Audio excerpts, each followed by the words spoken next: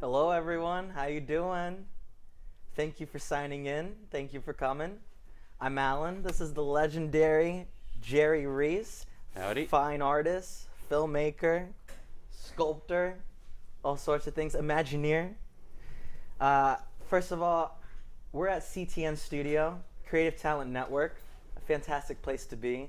There's a gallery, there's an art exhibit called Reese's Pieces going on right now. I like the exhibit that's here right now. It's wonderful. I love it. They have a lot of great ones. But every Saturday checking it out. Yes. Yeah, it's his entire family. They're all artists. Go ahead, talk about it. Yeah, so Reese's Pieces, it's Rebecca and me and Wilder and Ian and my late father, Harold. So our art fills this space. Tina invited us in, and boy, we had room to spread out, and just every square inch now is something Reese. So Rebecca had the cool idea of calling it Reese's Pieces. She had a one-person show, and afterwards we were sitting down as a family celebrating her show, and she said, we should do something as a family. And then she just made the joke and said, yeah, we should call it Reese's Pieces. And then she thought, well, they're just going to laugh it off, and we all went, that's good. So granted, there's one less E. We're not the candy empire. Right. I wish we were. But anyway, so yeah, it's wonderful to have an opportunity to co-present all our work here, and it's each one of us has a different flavor. So it's like each one of the Reese's Pieces presents you with a different flavor, but there's harmony too. It's kind of like the notes in a chord. Each one of them has to be different for a chord to exist. Yes. It's like it wouldn't be harmony unless they were different notes. Yes, yes, and you feel that here too, Right. looking at all the different pieces and just experiencing it all. You get just this feeling of all these different types of artistry coming at you, and it's all from one family, and it's great. And you have a statement in something in the exhibit statement saying that you and Rebecca did not have any. You didn't pressure your kids at all when it came to their career, and that's so important. Absolutely. We wanted to make sure that whatever they did in life was their calling, And so we purposely did not coax them to do what we did, and just thought, well, what are they going to find intriguing in life? And boy, for Ian, just music popped out early, and he gave us a little speech. I think he was like 11 or 12 years old, and he sort of said, Mom, Dad, I really would love a red Stratocaster guitar, and I know the one made here in the U.S. is more expensive, but I promise you I will not put it down in a month, and I'm serious about this. And he's a composer by trade now, so he still has it. He still plays it on stage, and he plays it on tracks in films, and so boy, did he stay true to that. And Wilder also tried many different things, and we saw visual artistry bloom in him early.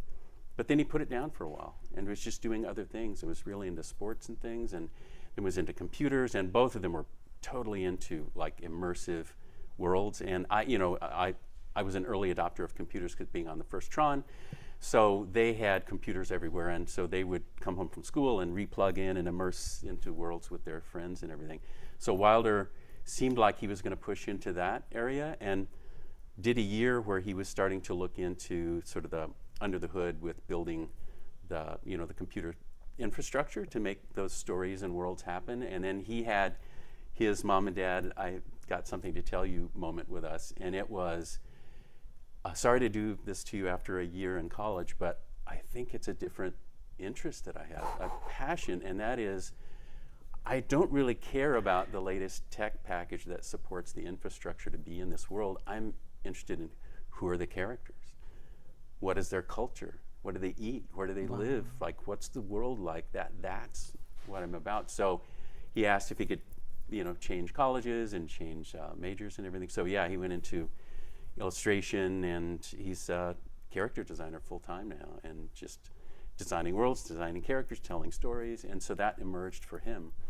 And it was funny, and this was kind of a cute thing, at Cal State Northridge, where Ian was going to study music, he didn't realize until like his third year or maybe last year that his parents having made the Brave Little Toaster was worth anything. It's like he didn't use that as a lever to get anywhere. Neither one of them did. And he found out just inadvertently one day. They're like, "What? They did what? Wow. The Brave Little Toaster?" And he went, "Gee, I guess I could have used that." But That's great. so yeah, they're doing their own thing. Right.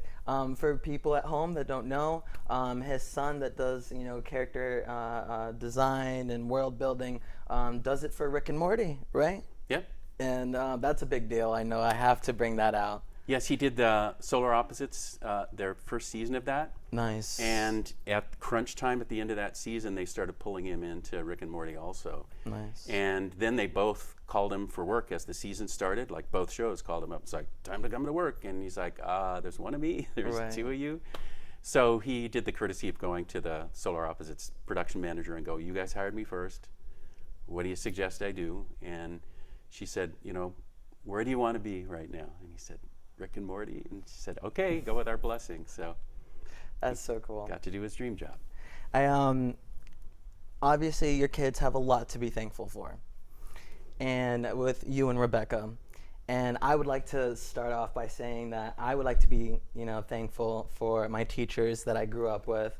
I'd like to give a special thanks to Sherry Yelm and Christina Thompson. They taught a class in high school. Not only did they teach literature and language, they also taught a class called Film is Literature. And that is what a great title. Right? That's such a great title, great message to your students. And it had a really big impact on me. And I'm here because of that class. And so I'm very thankful for that. And I believe that Freedom High School is in Florida. So I'm really, really, really, really, really, really, supportive of classes like this that want to educate our students on, film is lit. Film is literature. Yep. That's what it is. And so I'm thankful for them. Jerry, do you have any mentors or teachers that you like to give a special thanks to?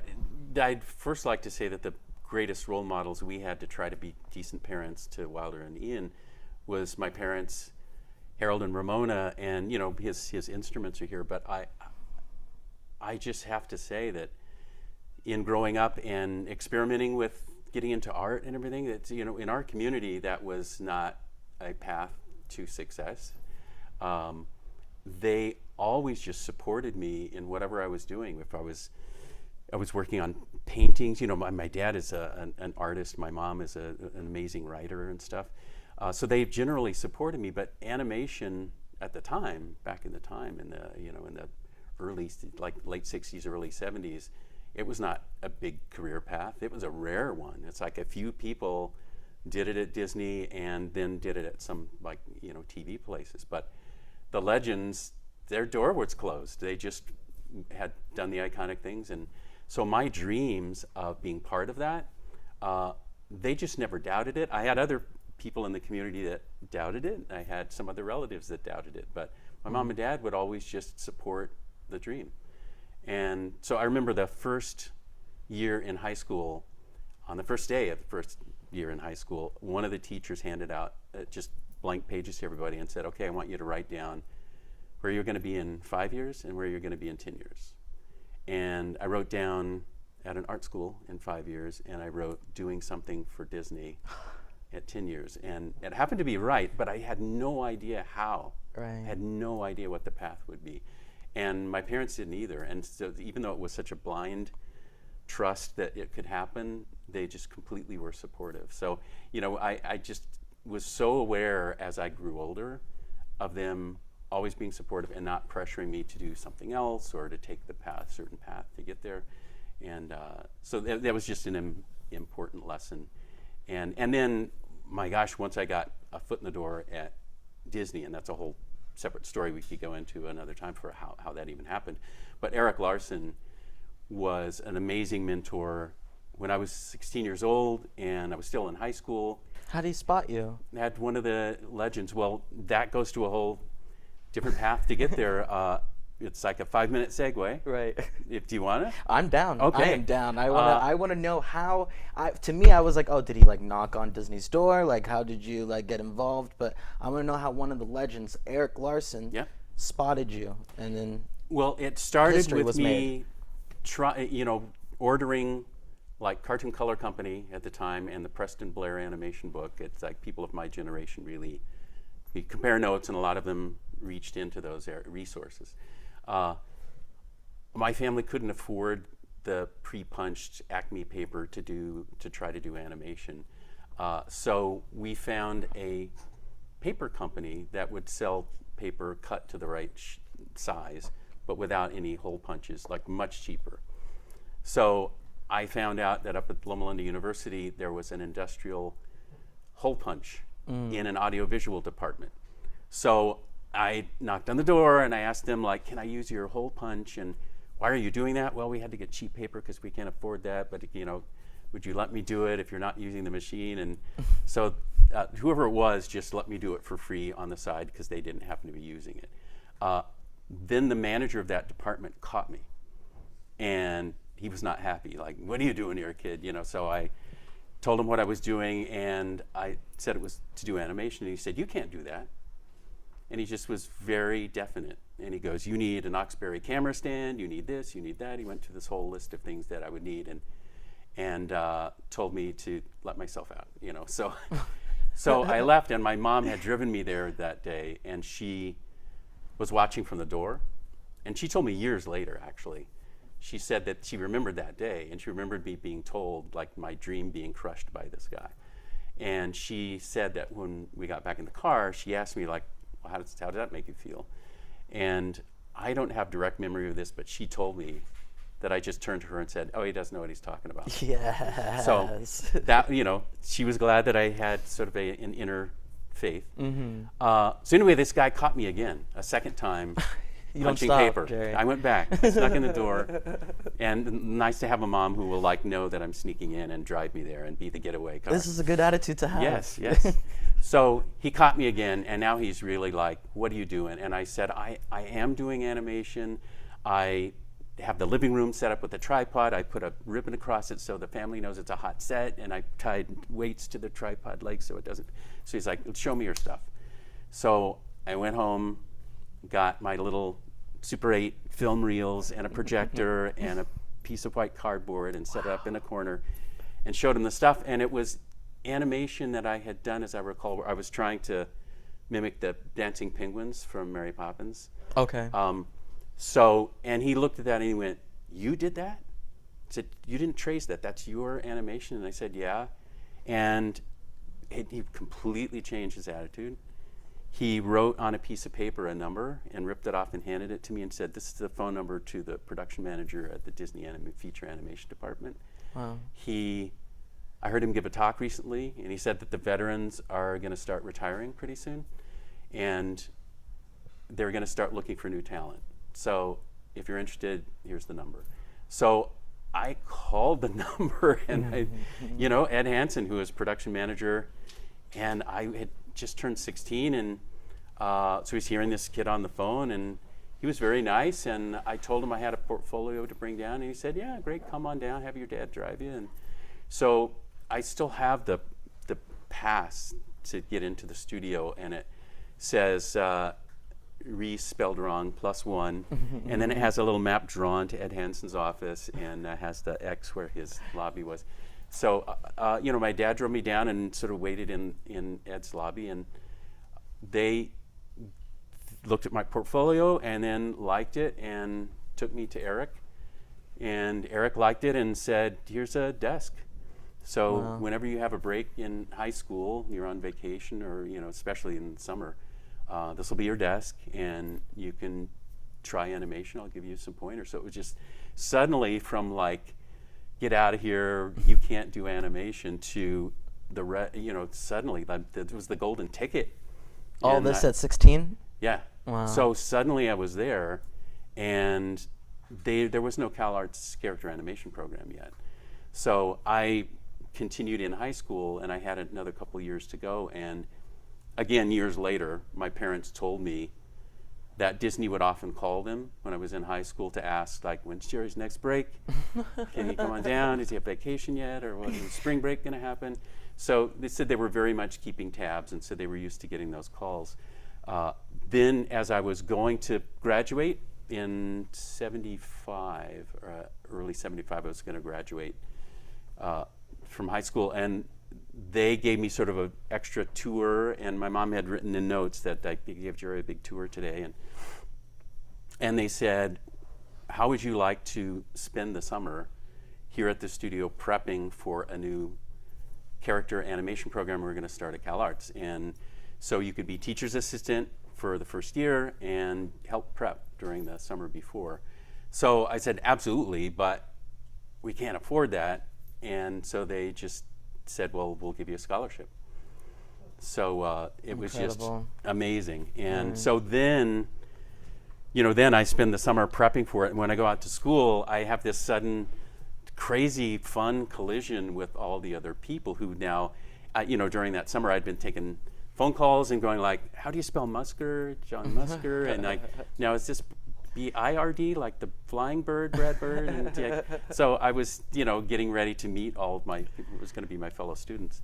And we went out and did the guinea pig year. And I think every one of us had a similar story that in our town, we were like the one person that was trying animation and doing art, and like it was very unusual. So we were always used to being like the one in our town, and suddenly like we were all the one. So it's like suddenly none of you are special, all of you are just like competing to, well, I saw Pinocchio 20 times. So it's just suddenly being in that creative cornucopia of creativity was just amazing. And then after 2 years, the studio hired 4 of us away from school. So me and John Musker, Brad Bird, and Doug Loeffler are college dropouts because Disney asked us to be. And I think they grabbed Henry Selick the same year. He was in the experimental animation program, also at CalArts. And for their entire lives, my parents both knew Henry Selick. Whenever I bring his name up with his latest film, they go, oh, he's the nice boy that helped us find the bookshop when we took you out to CalArts. So that was always how they knew him. So that class, full of so many legends, it really was a special thing that happened. Yep. And I actually have the photo shoot here of the A113 class.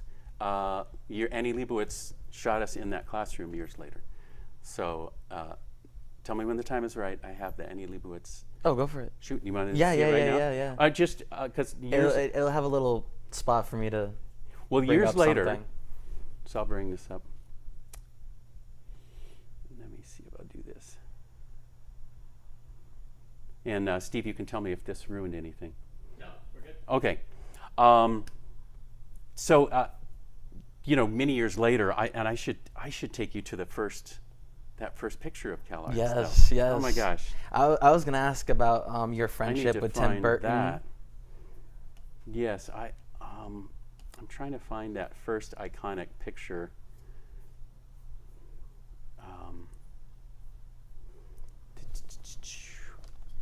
I was watching the films you made with Tim Burton, and it makes me laugh because you're hanging out and making things with him, with Tim Burton before Tim Burton was cool, before Tim Burton was Tim Burton. Yes. And so you got to, experience, I guess, like a side of him that most of us will never get to experience. Yes, we hung out. This is just a close up from that iconic picture. Hopefully I can find a better one. That's me in the embroidered shirt, and that's Lasseter trying to choke Brett on at the top. But I can't find it at the moment, so I'll go ahead and dive in. But there is an iconic black and white photo, which I will find, of the A113 class with Elmer Plummer posing there. And years later, I got I think this was 2014? 2013, 2014. It's so great that you guys have this reunion. I got an email from, it said, Annie Leibowitz requests your presence, whatever. I absolutely thought it was a joke because, I have Annie Leibowitz books in my library, and I never imagined she would have any reason to get in touch with me. So I almost deleted the email, and then I went, well, I really like her. Let's see what it's about anyway. It's probably some ad. And it was like, you went to CalArts, you were a teacher's assistant for the first year in A113. We're going to do a photo shoot of you and your classmates in that classroom at CalArts on this date, be there. Annie Leibowitz is going to shoot. And I was like, oh my God, I'm glad I didn't delete that. So this was the group picture, and it has this is in addition to the first year. They added some other wonderful people that had gone to CalArts. So you have up on the desk, you've got Brad Bird and me and John Musker, and then going across Kirk Wise and Rob Minkoff, et cetera, et cetera. So there's a whole bunch of wonderful people that wound up being there. And you can see there's Henry Selick over here on the right. And yeah, Pete Docter and Glenn Keane, and Tim's there on the left. And so that morning, so here's some stuff. I was sitting up, can see here, I'm sitting up on top of the desk.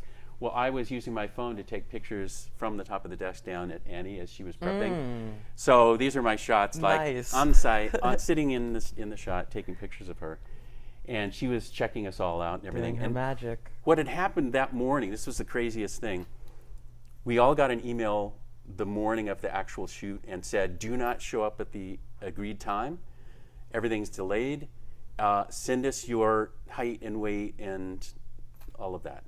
And we're like, okay. So we all kind of call each other and like, what's up? So we do. And what had happened was Annie had gotten onto a plane, and part of the plane had caught fire. Whoa. And so they didn't take off, thankfully. And they got out of the plane. And as she was trying to figure out another flight to take, she called her people and said, I'm delayed here. Please find people that are their doubles for them and start posing them and send me pictures. So she had been sent a whole series of pictures with people. When we sent our answer, like, here's my height and weight and coloration and everything, she had gotten doubles, and they had posed them in that room and started sending pictures to her, and she was giving them notes. She got doubles that had the weight and all that? Of us. Wow. So I went in with Leslie Margolin, and I start walking in when we finally go in, and we meet her, and we walk into the room, and it was just quiet, and all those doubles were just in their pose, being completely quiet, like doing their job. But Leslie didn't know about it. So when we walk in the room and suddenly she's just looking at all these people that are just quietly staring at us, she went, what's this? And I said, this is us, Leslie, find yourself. So then she's like, that's me. That's so funny. So yes, here we were getting ready for the shoot, and Pete's goofing around with Lassiter's shirts. Yeah, you see Lassiter's with his shirts and Henry's gestures. He's got his amazing. I love his gesture palette. And yeah, Glenn and the skeleton. Yeah, it's Pete Docter. And were Henry's gestures used for any characters? I have used them to talk to people designing AI and robotic systems, actually, as representing spikes of difference from the mass data averages. So I've used him as an example multiple times to help them understand what a can of why worms. we need different things. And this was me. That's the piece of my red shoe that's almost hitting Chris Buck's head there. And Musker next to me up on the top. And then I just love this. Afterwards, Annie had such a long day. I took these 2 shots of her. And I just, actually 3 shots. He looks like her plane caught on fire. Yeah, it did. And I did a triplicate print of those poses. I just thought that was such a great moment. I love that one of Annie, the portrait of Annie. Oh, wow. And then she signed books for us. And I couldn't believe it after that. She had multiple books, and like, which one do you want? And then she signed it. And I couldn't believe, like, she wrote, for Jerry. It's like a piece of art. Wow, it's like, oh my God. That looks great. And then, of course, we had to get our selfie. So cute.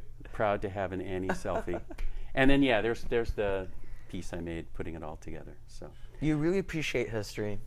So anyway, I do, and it was wonderful to be that part of it. And she, by the way, it was such a wonderful thing. By the way, I sort of became aware as I was taking pictures that she was starting to take pictures, and I went, I'm being so rude right now, so I put my stupid camera away. And it was my phone. But she didn't do anything about it. There was no announcement that she was starting. She was just setting up with her, and we were replacing the doubles and chatting with each other, and then we realized, oh, she's actually shooting us now. So I put my phone away. And she shot for a while, and she would ask for a few things now and then to try something. And she had asked us to bring things that were kind of spoke to us with, crazy costumes or hats or whatever. So I had brought the muscle suit from Cranium Command that Dana Carvey had worn when he was the right ventricle of the heart. Oh, yes. But I just had it with me, and I wasn't able to show it to her or put it on or anything. I just wore normal clothes. But she was giving a few notes to people now and then. And then she said, she just stopped filming, shooting after a while for a moment. And then she gave a talk to the class. She just said, I just want to say thank you to everyone here for the tremendous creativity that was born in this room. It's like this bland cinder block room that looks like nothing important at all, and so much creativity is sprung out into the world from this place. And thanks to all of you. So she, and then she did some individual thank yous as well as a group thank you. That's gorgeous. And it was just a wonderful thing. And then she took a few more shots, and then she was done. And the last thing, as I was walking out, she was just finally exhaling and sitting in a room alone, and her assistants were helping us leave. And as I went by, I just had the muscle suit over my shoulder, and she saw it, and she went, "Oh, you didn't get to wear the muscle suit." And I said, "Next time, Annie." So it's like, yes, next time. I would love to talk about some of the projects that you got involved in with those classmates of yours in that A113 class. I know that there's a project that you were doing with Brad Bird, who made Iron Giant and The Incredibles, and Tim Burton. Right. I love so the what you did with Tim Burton, it makes me laugh a lot. I love what you guys were going for. I want to know how your classmates I think you're talking reacted to about two short films we made. Right. Yes. Doctor of Doom, the first one, Yes. black and white, purposely dubbed badly Yes. so that nothing matches. And in fact, Brad Bird was not in it, but he did one of the voices. So if you go to where I have it posted on YouTube with credits, there's only one version that has Doctor of Doom with credits. You'll see the voices that Brad did listed in the end credits. So yeah, that was that one. And by the way, the reason we got into that is for about a year, Tim and I just got in the habit of hanging out together on weekends. So like we'd go get a 6-pack and watch Mexican horror movies, and other people were like, "You guys are nuts, like what are you doing?" Or we'd go to the New Art Theater and see Glenn or Glinda play in the theater with and they go, "Oh, what a stupid movie, what are you guys doing?" But we just realized it was sort of kindred spirit thing going on, and so we got in the habit of doing that, and we decided, well, we should make our own homage to, like, the Samson, I think it was the superhero in some of the films that had come up from Mexico, and we liked Samson, and it was so cool to go to, he wore a cape and he had like the pro wrestler mask on and stuff. And whenever they go to a fight sequence, they would have nothing on the soundtrack except for just the there was no ambience, there was no music, it was just the hits. And we went, yeah, that's cool. So we were trying to get into that world. So our first film was to try to replicate that, and we shot that in my apartment and Harry Saban's apartment at the time, and it was all in black and white. And then with that having been accomplished, and some of our friends thinking it was pretty fun and silly. And by the way, Chris Buck is in that, plays our maid. The maid? The maid, yes. Okay. So he's a complete drag and is Pepe the maid. And so yes, there were some hints of future greatness in that short film. But then we got together to do Luau, which was a much longer film, and we kicked that up. We had it in color and kicked it up to 16 millimeter, and it was a spoof on beach movies, Funicello and those kind of things. And we were the good deal of the time we were just spoofing how sort of naive and silly and white they were, and just like everything. So we just had a lot of fun with that. But we cast so many people in the animation industry. And John Musker had called me and he said, that at one of Tim's shows, I think it was at MoCA, that they did a restoration of that 16 millimeter print for a long time. I think Mike what? Gabriel was keeping it for us, the print. Who did the restoration?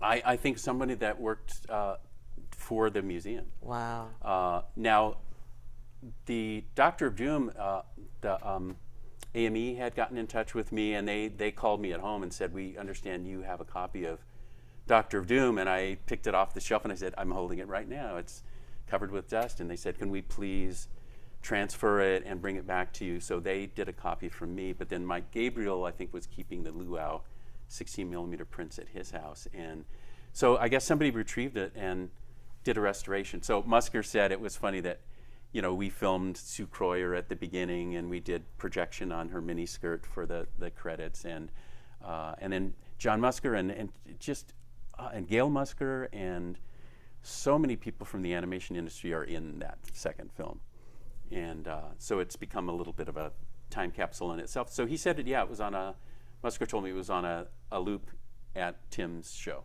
Nice. At MoCA. That's cute. So. Yeah, I when I watch those, it reminds me of college. Like, it reminds me of like some I would. Oop, I'm like hitting this. Sorry. Hello.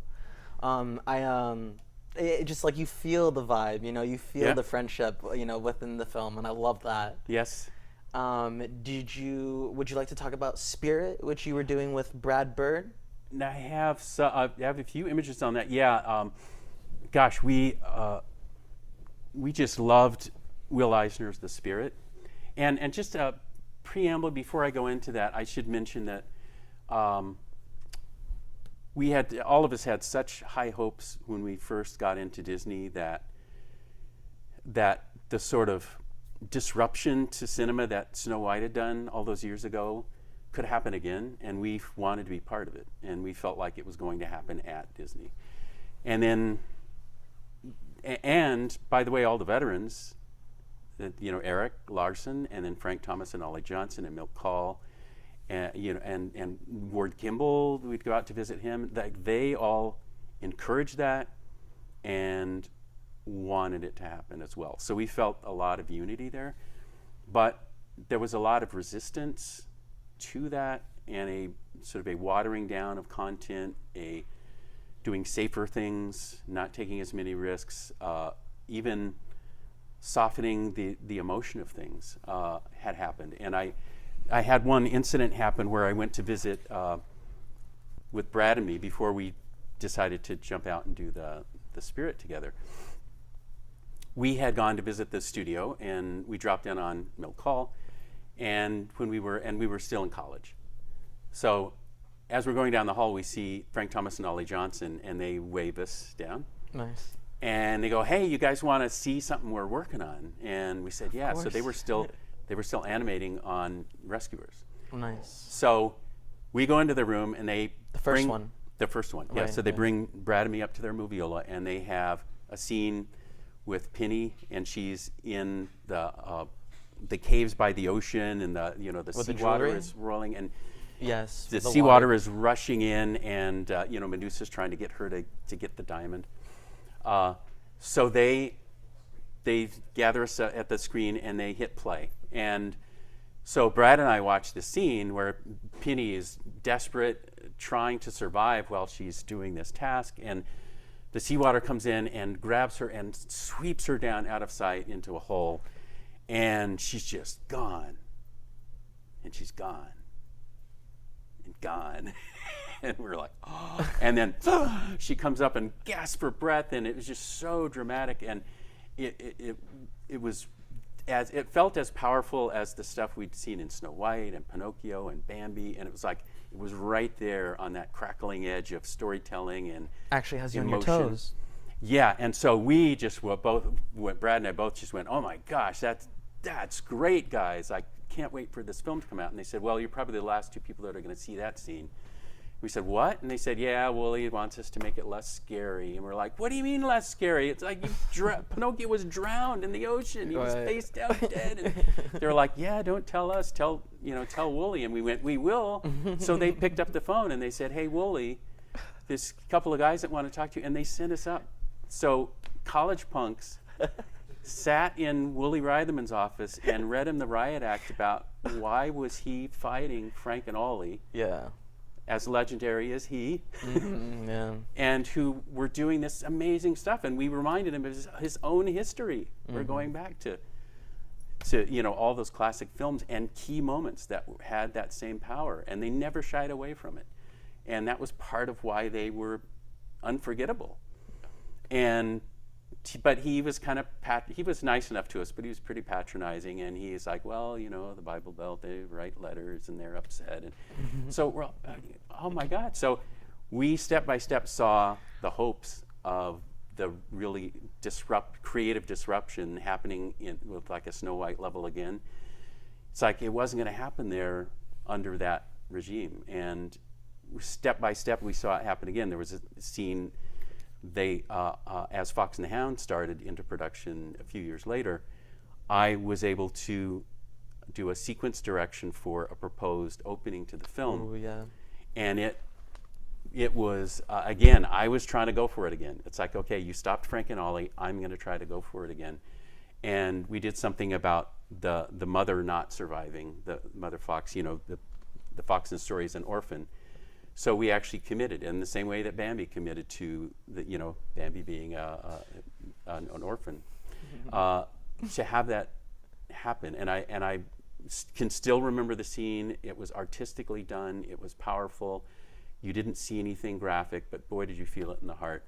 And so I got to sequence direct it, and I had 4 or 5 other people working with me. And we presented it to Ted and Art, the 2 directors on that film. And there was that equivalent moment where the moviola stopped, and they looked at me and they went, well, she's dead. And I went, isn't that the story? And they went, no, you have to let her, maybe she got away. And I went, really? It's about a mother that was too scared to take care of her baby? Or is she going to come back and rescue? I thought this was a story about an orphan. They're like, well, you can't. So I went, okay, they really are not going to let us do this. I mean, it's not just accidentally happening where things are getting watered down. Like the veterans wanted to keep it strong. They said no. Yeah. We came in and said, we want to keep it strong. They said no. Now, the one part that was kept stronger, and we've sort of had a group discussion as peers at the time, I think it survived only because of deadlines and they couldn't mess with it, was Glenn's bear fight. Yes. Where yes. they just went, if the film had had another year in the schedule, that scene would have been ruined.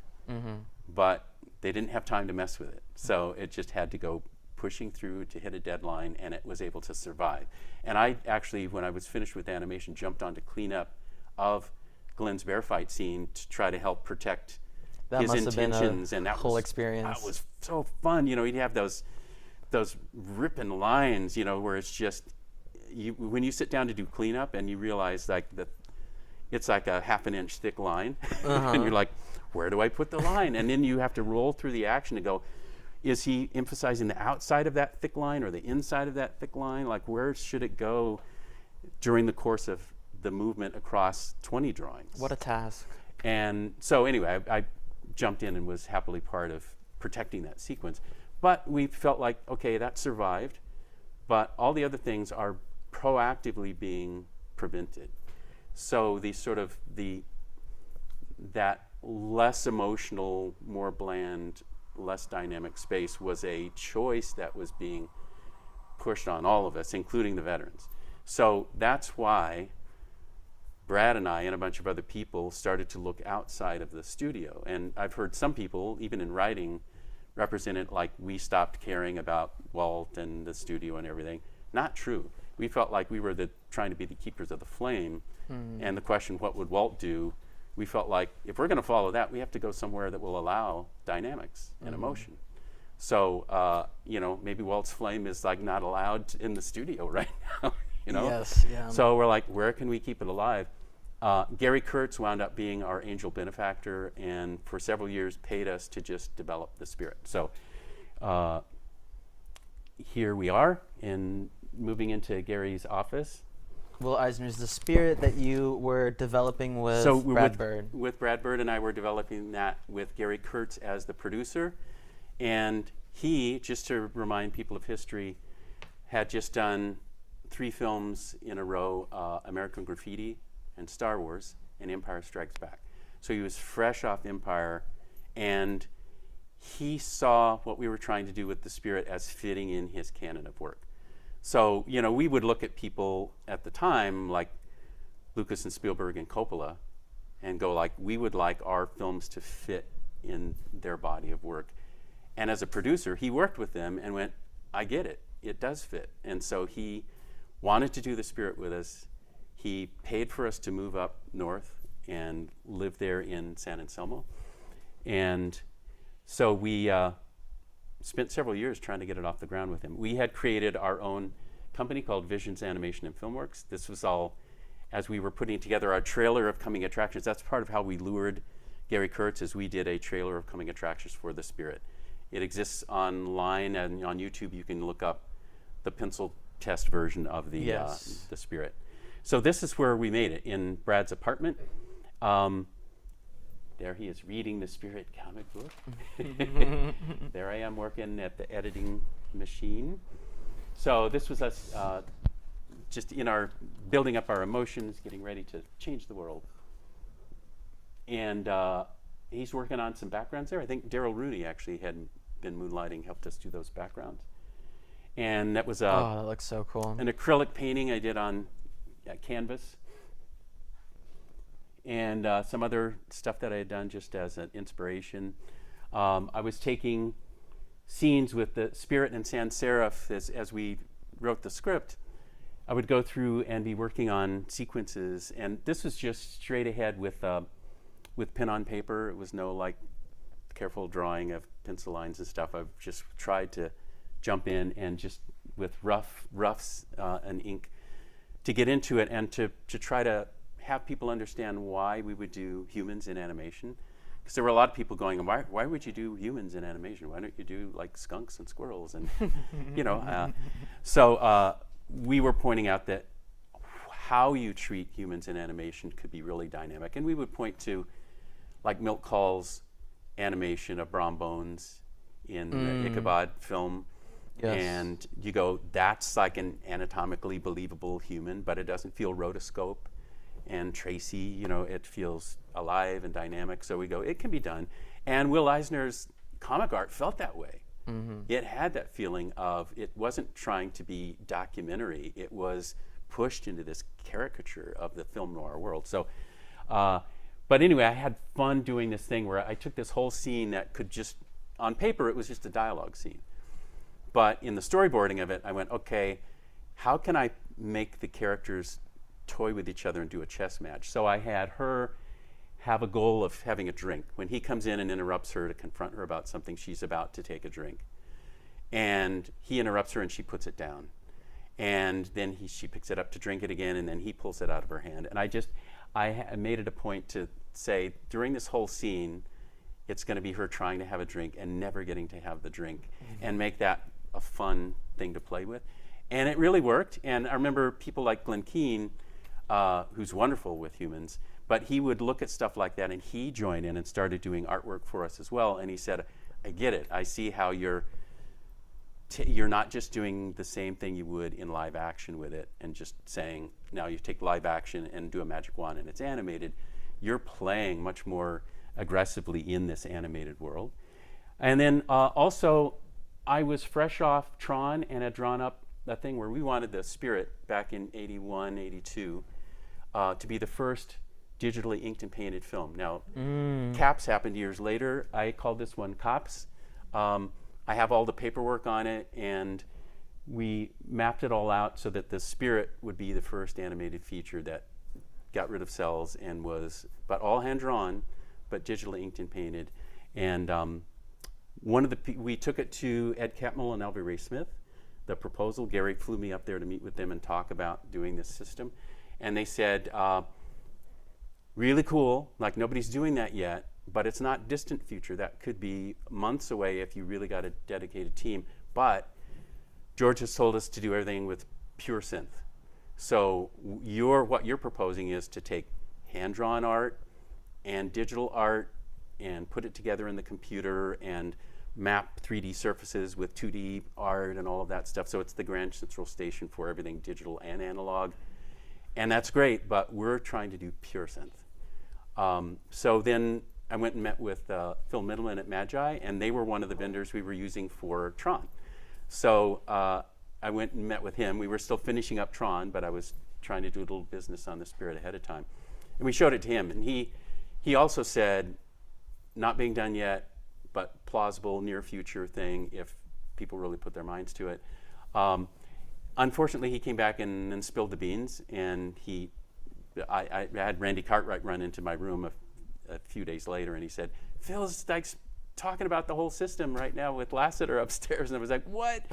So I went upstairs and found him in a hallway, and I said, what are you doing telling all the stuff? And he said, oh, did you mean for it to be confidential? And I said, yeah, that's why Gary flew me to meet you. Wow. But anyway, and Gary later had me write a sort of a letter of reprimand to Phil, copied to him and to Brad Bird and to Richard Taylor and a few other people. But I was trying to be delicate because I was trying to say, look, you guys took it directly into Disney. They did the Wild Things test. People are wowed by it. We're sorry that you spilled the beans and that we didn't get to debut it on the Spirit. That's where we meant for it to be debuted. But we're happy that people are excited by it. And so we're going to do a bigger version of it together on the Spirit. So let's hang together. Let's try to keep each other's secrets from now on. Right, all of that. right. So I still have that letter. But anyway, this is Brad and me when we were up there working on the Spirit. We would go by Spanky's. It was a eatery that was really nice. And the guy that worked there his nickname was Mush, which is short for mushroom. And I think it was because he knew sort of all the magic mushrooms in the forest and which ones were poison and which ones would not be damaging, which would give you a good time. And here we were, just early days of getting set up on working on the Spirit. Eventually, we got so many things boarded. By the way, on the wall, the pastel is mine, but the drawings just below the pastel are Glenn Keane's drawings of the Spirit. And I wish I had more close-up, clear versions, but Glenn was really moonlighting from down south. Did Disney. Gary Kurtz work on The Incredibles? I'm trying to remember. I don't have Gary's. Because I know Brad Bird obviously did. And I've gotten some questions online about this. No, I don't think Gary did. But it's funny because Brad, in doing The Incredibles, just we were ready to unveil that kind of dynamic filmmaking, and it's funny to see the mask, and the mask and the way that the characters are. I mean, well, yes, it was in our hearts then, and it finally got to come alive on the big screen in The Incredibles. But it was absolutely that same zest, the same dynamism, the same way to treat humans that we had in mind back then. But it's kind of crazy looking back on it, because like I talked to Rob Minkoff when I was at the Annie Leibowitz shoot, and he said at that time that back in those days when we were up working on the Spirit, he and a number of the people were hoping it would happen, because it was to them like a lighthouse of like hope in a real troubled time where Disney had let a few people in and then had closed the doors. And they said there was no path out of CalArts into Disney anymore that was obvious. They would do once in a while, they would pick somebody, but it wasn't like a stampede.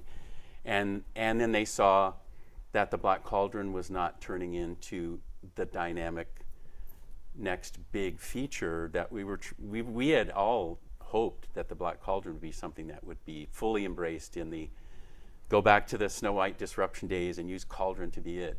It was not going that direction. So Rob Minkoff was saying at the time they were looking at up north with Gary Kurtz and Brad and me and the Spirit as a beacon of hope, that if that got going, they'd said, oh my God, then there's a place where we can go up and really unleash a lot of things we've been trying to do. And so at the time, I didn't realize how many people were sort of in the wings waiting for that. And but that's the weird thing about history. It's strange because there were a whole team of us that were absolutely ready to do what took many years later for The Incredibles to come out and hit those similar notes so brilliantly.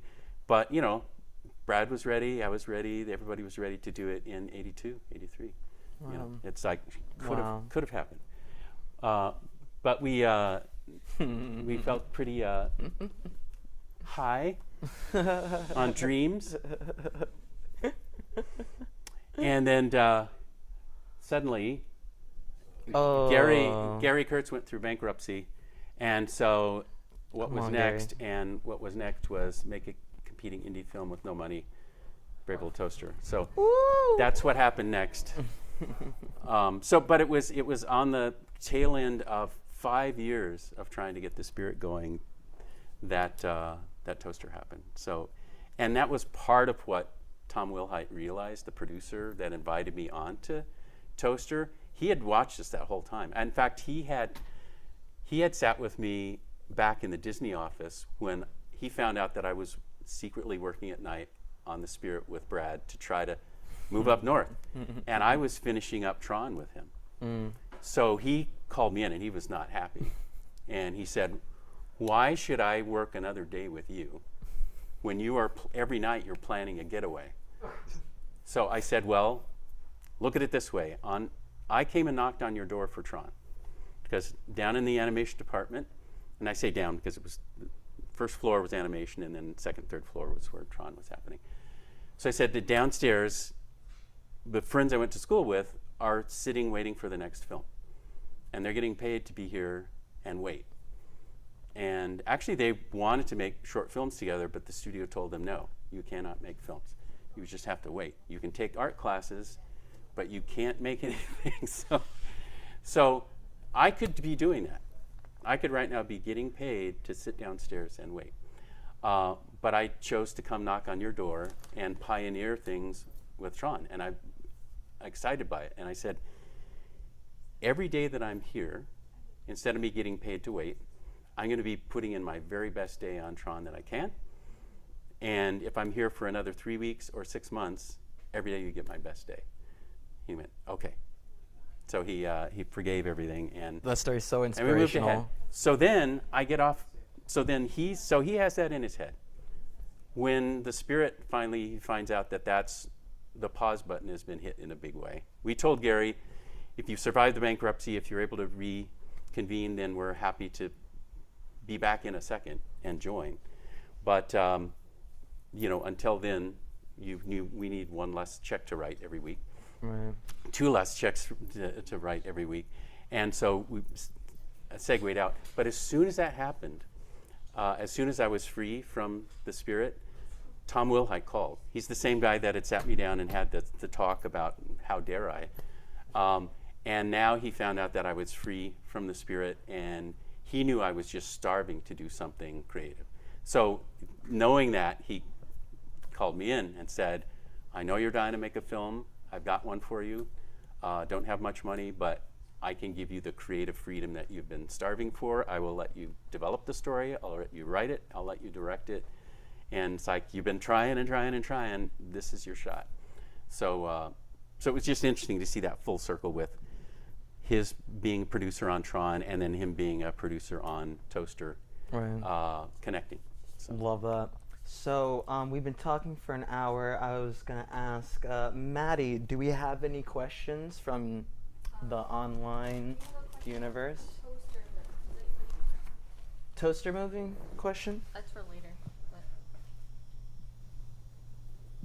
Does anybody have any questions about A113, CalArts, or Jerry's early days before we move on to Toaster? 'Cause I'm sure there'll be tons of questions about Toaster.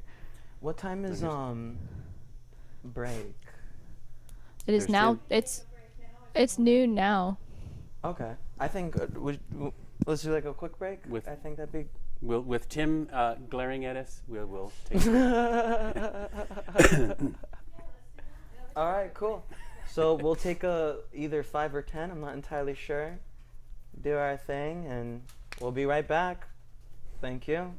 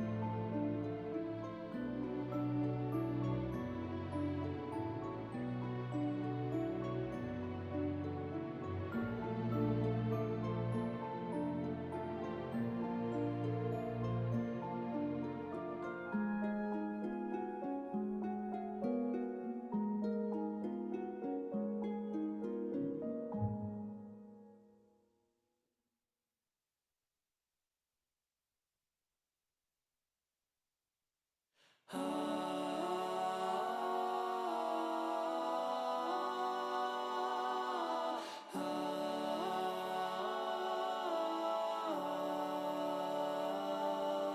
road of yarn is only here to follow the rose of winter night. The love and charm to lift us from the hollow. We'll sing this hymn for light. The fire rose, the melting of red hurt will overflow again. Your smile shows you aren't always sure. Your heart is on the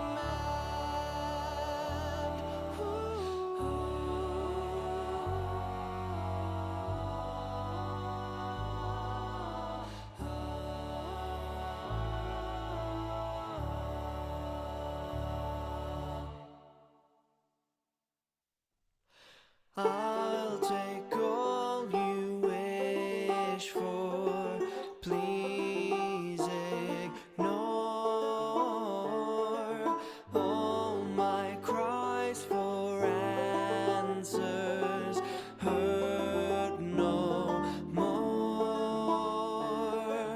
All the moments come together, moving picture, worn and weathered, all because of the fall into love where minds are baffled and time wins once again.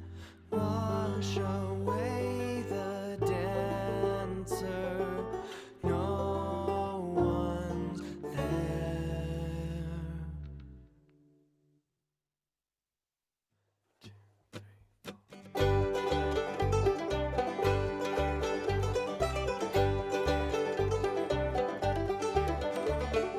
Playing with the train set up until the sun sets, always something we could do. Showing me your workshop, teach me how to build stuff. I really do love you. You should know that my grandpa Harold is the strongest man I ever saw.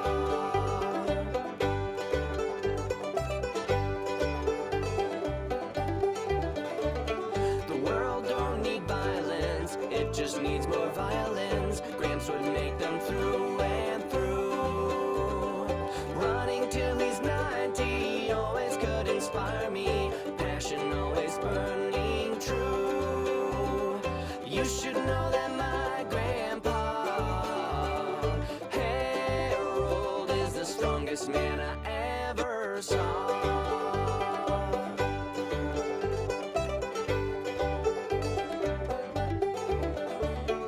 Married to Ramona, lady of his dreams, kindest soul you've ever met, they'd sing in harmony. You should know that my grandpa Harold's still the strongest man I've ever seen.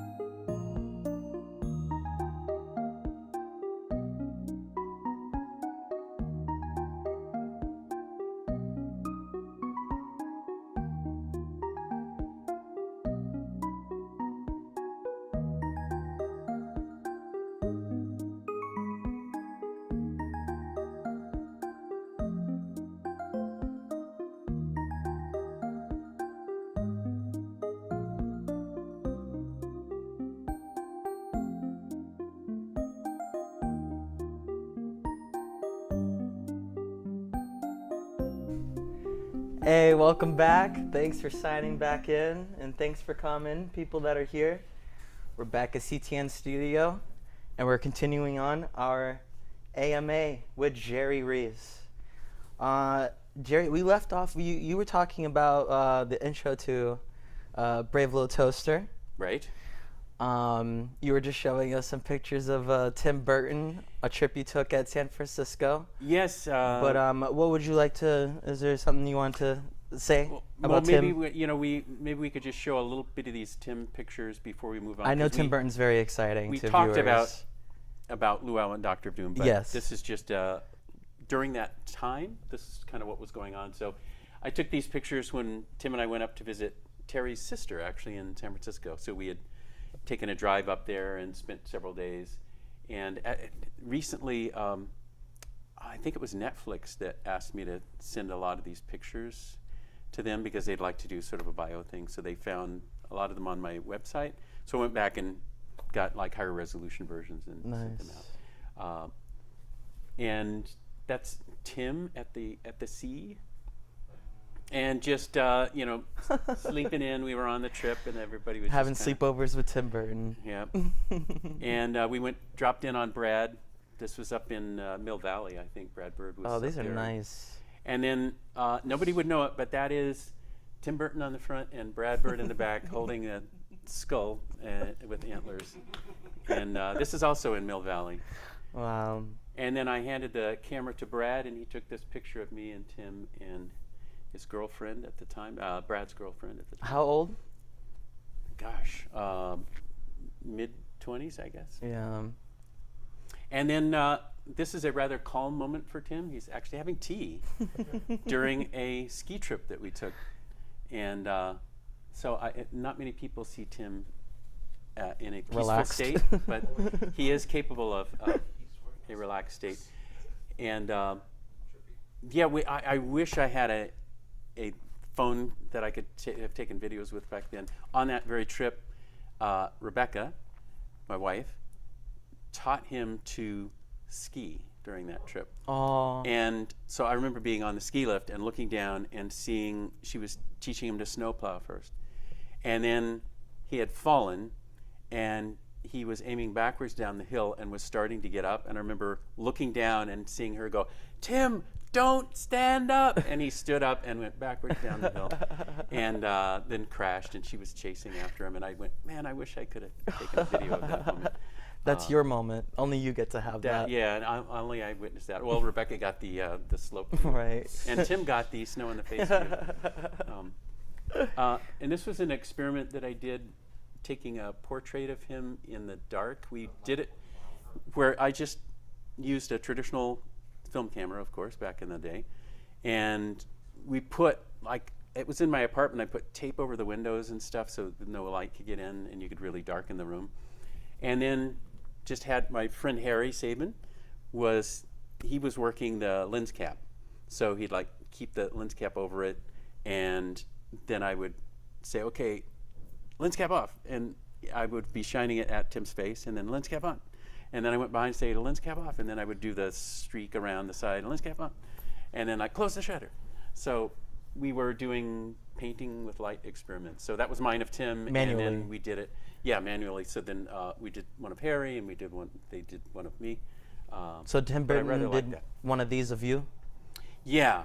So I've got one where it's kind of crazy fingers in the face and stuff. And then he also asked me to engineer. It would be easy now with Photoshop, but this was before Photoshop. Wow. I actually did a double exposure. He wanted to send a crazy Christmas card out because he wanted to purposely freak people out. So this mannequin was at his apartment. And I have somewhere 30 photographs of him sitting with the mannequin that I've never cleaned up, because they get dusty. So I Yes. need to restore them and let them see. So there's 30 photographs with Tim and the mannequin that nobody's seen. But I did do this one as a double exposure, and he was able to send it out as his Christmas card that year. Wow. And then this was us cutting on luau. So Randy Oh, Cartwright wow. and Tim Burton and me. And this is, I remember I was saying Chris Buck played the maid in Doctor of Doom. So that's him, the future director of Frozen. And that's the Doctor of Doom Oh, look film at that. reel that I still have sitting on a shelf. Look at that. And then this was is on the set for Luau, our mini locations for Luau. And Sue just looks great, Sue Croyer. She Yeah. played multiple roles in the film. So, and there's future director of Pocahontas there, Mike Gabriel, and future me, and Sue, and Dear Lewis. And this is unrelated to Tim, but this is jumping into at that era. Yeah, please. This was a rare photograph that was taken at a meeting with those of us in the Rat's Nest, and so Brad and me and John Musker. On the And left is Bluth? Don Bluth is on the upper left, and John Pomeroy is kneeling on the lower left. And I'm kneeling in the center opposite of Pomeroy. Brad Bird has the arched brow, and John Musker against the storyboard there. Now, Jerry, earlier we were talking about Tron. Yes. You were mentioning the computer animation and all that. John Lasseter, I think you introduced John Lasseter to computer animation. He used to come to the Tron trailers and was very curious. Yeah, he was very interested in that. And he mentioned it a few times, that dropping by where Bill Croyer and I were the two computer image choreographers for the whole film. So anything CG went through our room. So we split up the different scenes. I would plan the scenes from the script. I would show Lisberger. And in some cases, Lisberger let me play with footage. So there was a scene where, they one of the recognizers, it's like Flynn puts it back together with just raw force and is trying to fly it and is having trouble with that. And so I asked Steven, I said, can I just look through your dailies and find stuff of Jeff doing different antics? And so he just let me have the daily. So I was able to go find footage where he hung out the front, or where he leaped up in the air, and I went, oh, when he leaps up, I'll use that where it fell, and then when he gets to the bottom, it's because he hit the bottom. So I just invented stuff off of the footage, and then would storyboard it, and then go sit with Magi, where I was talking about Phil Middleman, and Triple I, and we would then go through every scene and figure things out. Yeah, so it was it very much reminded me of my traditional animation process of find out the story beat first, lay it out panel by panel in a storyboard, and then plan timing. But the timing now, you couldn't think in terms of timing charts on an animation page. You had to think in terms of charts of measuring distance in this virtual world, and there was no animation program. You couldn't say, start at this point, go to that point, and then do the math to figure out the intervening spacing. There was just, what you could do is render an object at a point in space. So it was up to you to decide where every address would be for every frame. So not only it's all the different tilt and yaw and all that stuff, but where it was going to park. So it became a huge math puzzle, but it was very much an extension of what we had done with blank pages and lines, and figure out how to make something seem to be not only moving but having a purpose and an awareness and stuff like that. So I was doing that in these old days, but I was an early adopter. In fact, Croyer had pointed out at a gathering we had, it was kind of long ago. I think it was at the 20th anniversary, which was long ago. Yes. But he pointed out to the crowd at the Chinese theater, when we went into Disney, we put out the call to the animation department, who wants to join us, and only one person. Wow. Jerry. So, so I was the guy that jumped into that, and then, so at the time, I was the one in that group that was messing with that. This I just thought was this was so perfectly of the era. Let me see if I can move this out of the way. I think we have a question from the audience about this topic. This was. Oh, Mike? Okay, gotcha. All right, we're going to ask a question from the audience. Here you go. The picture from before, was that the behind the scene of the small one? It could very well be. This, I think this was from the small one production. Yeah. Yeah, originally that was going to be directed by Eric Larson, and then, Don made a move to bump him out and take over, and so there were a lot of us that had really looked forward to the mentorship that would have come from Eric Larson directing the film, and it was out of this. A lot of sort of political strife came out of that moment, and we later, I can jump ahead to this, we became known as the Rat's Nest, because Don Bluth called us the Rat's Nest. He stormed into our room and yelled at us and told us we were the Rat's Nest. And so we put this slogan on our wall: the only thing necessary for the triumph of evil is for good men to do nothing. We actually did a beautiful calligraphy of it, put it on our wall, and proudly wore the Rat's Nest label. And Andy Gaskill, who's a brilliant art director, did a painting for our door that looked like an action adventure movie with explosions and stuff, and it said the Rat's Nest. Nice. So, and then he was not happy that we were comfortable with the name. And then years later, actually, when we did a Rat's Nest panel for CTN Expo, Oh, that's cool. we got together the next morning and tried to replicate the. That's great. So there's the AV back in the day. Now, originally, what we had done, so we even replicated the context for the photo. We had just, when this photo was taken back in the day, had just come in from a basketball game outside. So we were sweaty, and Musk was having a drink of water. And then when we did the new photo, we did play basketball for like a half hour first, then took the picture, Nice. so we could be appropriately sweaty. It's so great seeing you guys together at an earlier age. You're making impacts on each other's lives. One that I wanted to ask about, just because I know it's such a big deal to people my age online right now. It's such a big deal. Your involvement with a Goofy movie, how you almost directed it, and how you got the director for it. Could you please go into that? Yeah, that was it was a real interesting time. Interesting, I guess, is the wrong word for it. It was kind of a volatile time. I had just done a string of projects, and for the first time I'd run into real political problems with some people at the studio, and they had tried to force me to re-edit some things and stuff. And then later they regretted how they had treated me, and they invited my agent into a meeting with Ricardo Mestres, ran Hollywood Pictures, and I got a call from my agent, Peter Benedict, and he ran a group called Bauer Benedict Agency. They became UTA later. But he called me and said, we've been called into his office. We're going to have this big meeting. They wanted me to be present. So I'm not sure. And I said, well, I'm sure if it's bad news, it's BS. And if it's good news, it's BS. It's just like, but it's interesting that they want you to be there. So anyway, with him as a witness, I was apologized to.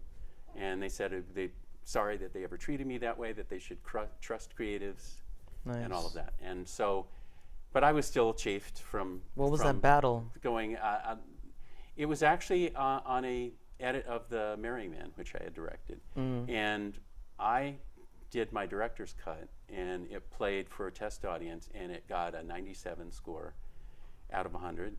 And 5 of our actors got the top rating. Wow.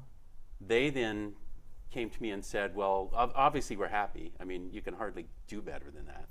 But in our minds, you've made a romance framed by comedy, and we think that the audience is going to be expecting more or overt comedy framed by romance.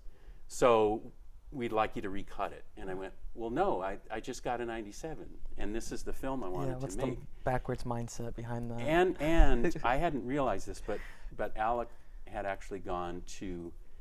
I got this livid call from Jeffrey Katzenberg, who was screaming at me and telling me not to have my effing actors fight my battles for me or whatever. I found, and I didn't know what he was talking about. I found out later that Alec, on his own accord, had gone to Jeffrey and had said, "Why are you messing with this director?" It's like Jerry came to New York. He pitched me on a film. That's the film I agreed to make.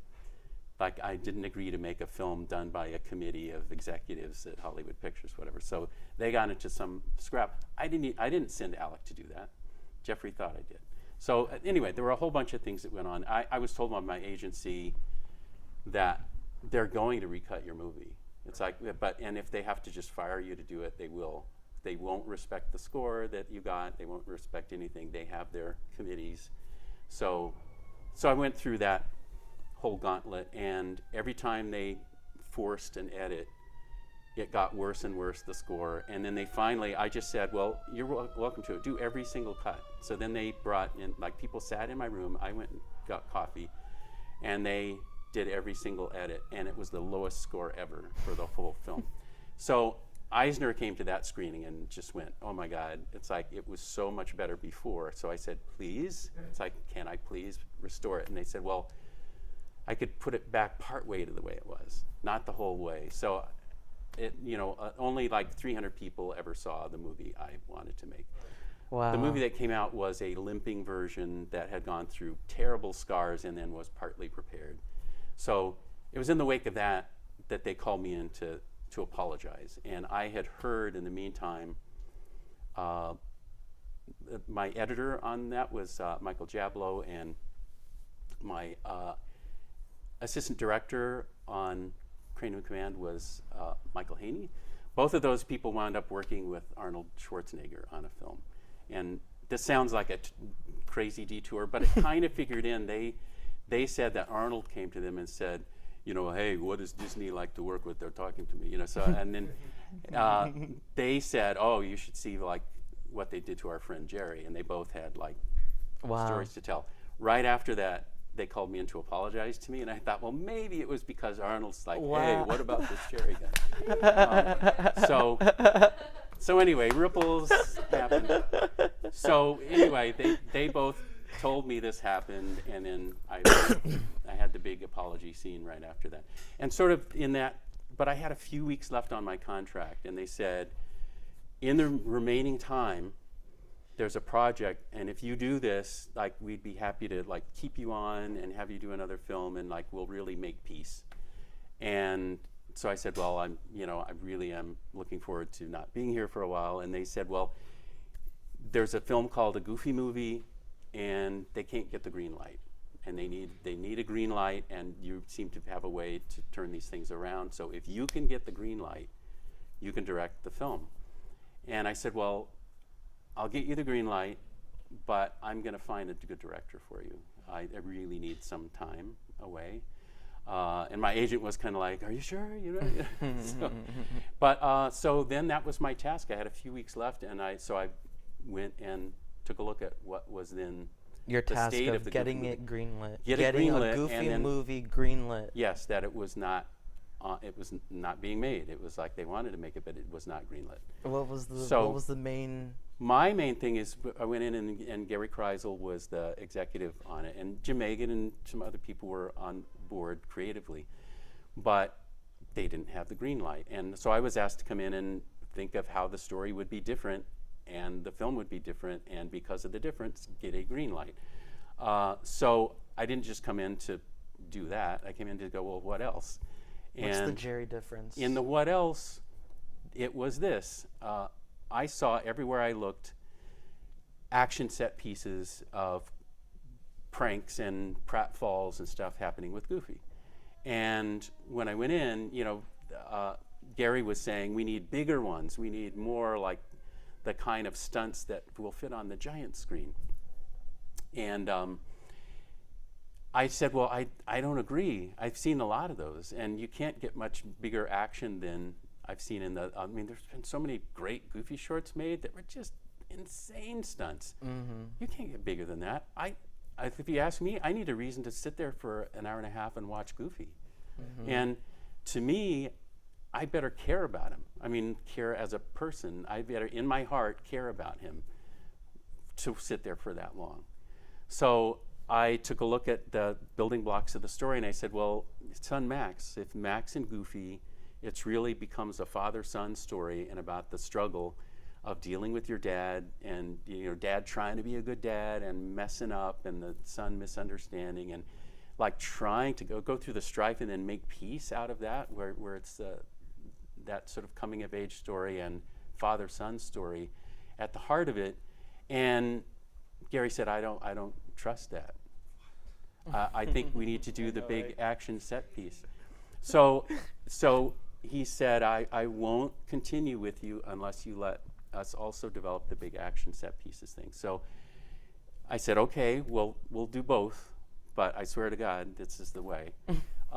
So I then invited in Steve Moore, who's brilliant. I worked with him on The Brave Little Toaster, to come in, and I gave him the thankless task. I didn't tell it to him this way, but I gave him the thankless task of working on the stunt sequences.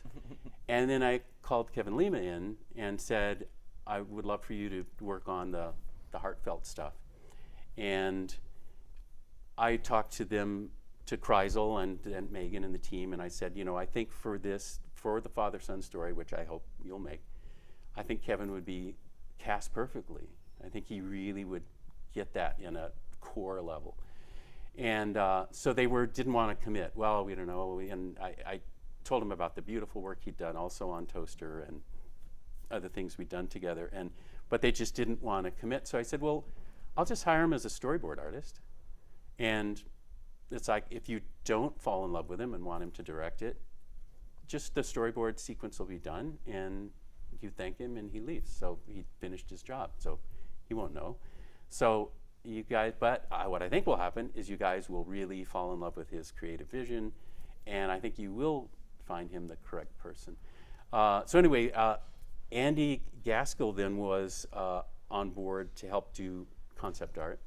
And so I gave him the task of doing illustrations of the core father-son story beats, of them being stuck in the car together in the forest and having a long chat, or getting stuck on the roof of the car going down the river, and like these moments that would really let them feel out their relationship, where they're forced to by circumstances. And Andy would do these really nice illustrations where it wasn't just a story sketch, it was a beautifully rendered, well-lit piece to express the emotion of those things. And so we continued on that path, and then it came time where Katzenberg was going to come in and review and see like green light or not, right? So I told Jim Megan and the team, I said, look, I'm really trying to prep this for Kevin. So if I'm in the room and I'm doing the pitch, Jeffrey sees, oh, it's Jerry again. We've been doing all this stuff together. We did Back to Neverland together. We did he sent me up to do the Lucas piece. And so I've been working with him for a long time. And then we got into some fights during Marrying Man, but we've had like great times together and bad times together. And I'm just going to be his spotlight if I'm in the room. So I said, I'm prepping this for Kevin. So I'm going to segue out, and I'll just be in the wings waiting, and just tell me what happens. You guys are, the ball's back in your court now. Present everything, see what he does. So they did that. And then Jim got in touch with me as soon as it was done, and he said, well, he looked at, Kreisel started him by bringing out the action stunt pieces. And Jeffrey said, I've seen a billion of these, what else you got? And then they brought out Andy's things of the father-son story beats, and he went, that's gold, make that, and gave him the green light. So it happened. Amazing. And then they had gotten more used to Kevin, but they weren't quite ready to commit. And Kevin, he stopped over at my house. We used to live very close together, so he had walked over to my place, and we were chatting for a while. And then as he was leaving, he said, I think I've got the movie. And isn't that great? And I said, yes, but I happen to know, because I've got connections behind the scenes, I know they're talking to other people too. So you're in the running, but you don't have it yet. Oh, wow. So now it's time for you to go back and say, I'm the guy, I love this story, I feel it from the inside out, I'm going to make you the best movie possible. So Wow. he's like, okay. So then he realized he wasn't the only fish in the sea, and he should go make his case, and he did, and he got it. And so anyway, I was so happy that I was able to accomplish both things that were on my agenda. I got him the green light, and it was a little bit of, it was leaving a good taste in their mouth. It's like, as I was leaving for a while to work on some other things outside of Disney, I wanted to leave them with a really good flavor. So it was like, they were in trouble, they needed a green light, I got it for them. Right. And then the second thing was find their director. And I had been, with all of them, I had really just been, since the Toaster days, so appreciative of all the different talents. And, I was looking to find opportunities to help them grow. And so it was nice to be able to help Kevin get in a really good position to show his skills even better. And then it was really nice because Steve Moore then came back and directed the whole music sequence at the end in Australia. So he had an animation team there, and the whole Wow. thing, when they finally get to the show and they put on the whole performance, Steve got to do direct that sequence Wow. in with the Australian team. So it worked out for everybody. That's great. So That's super yes, I see a question over here.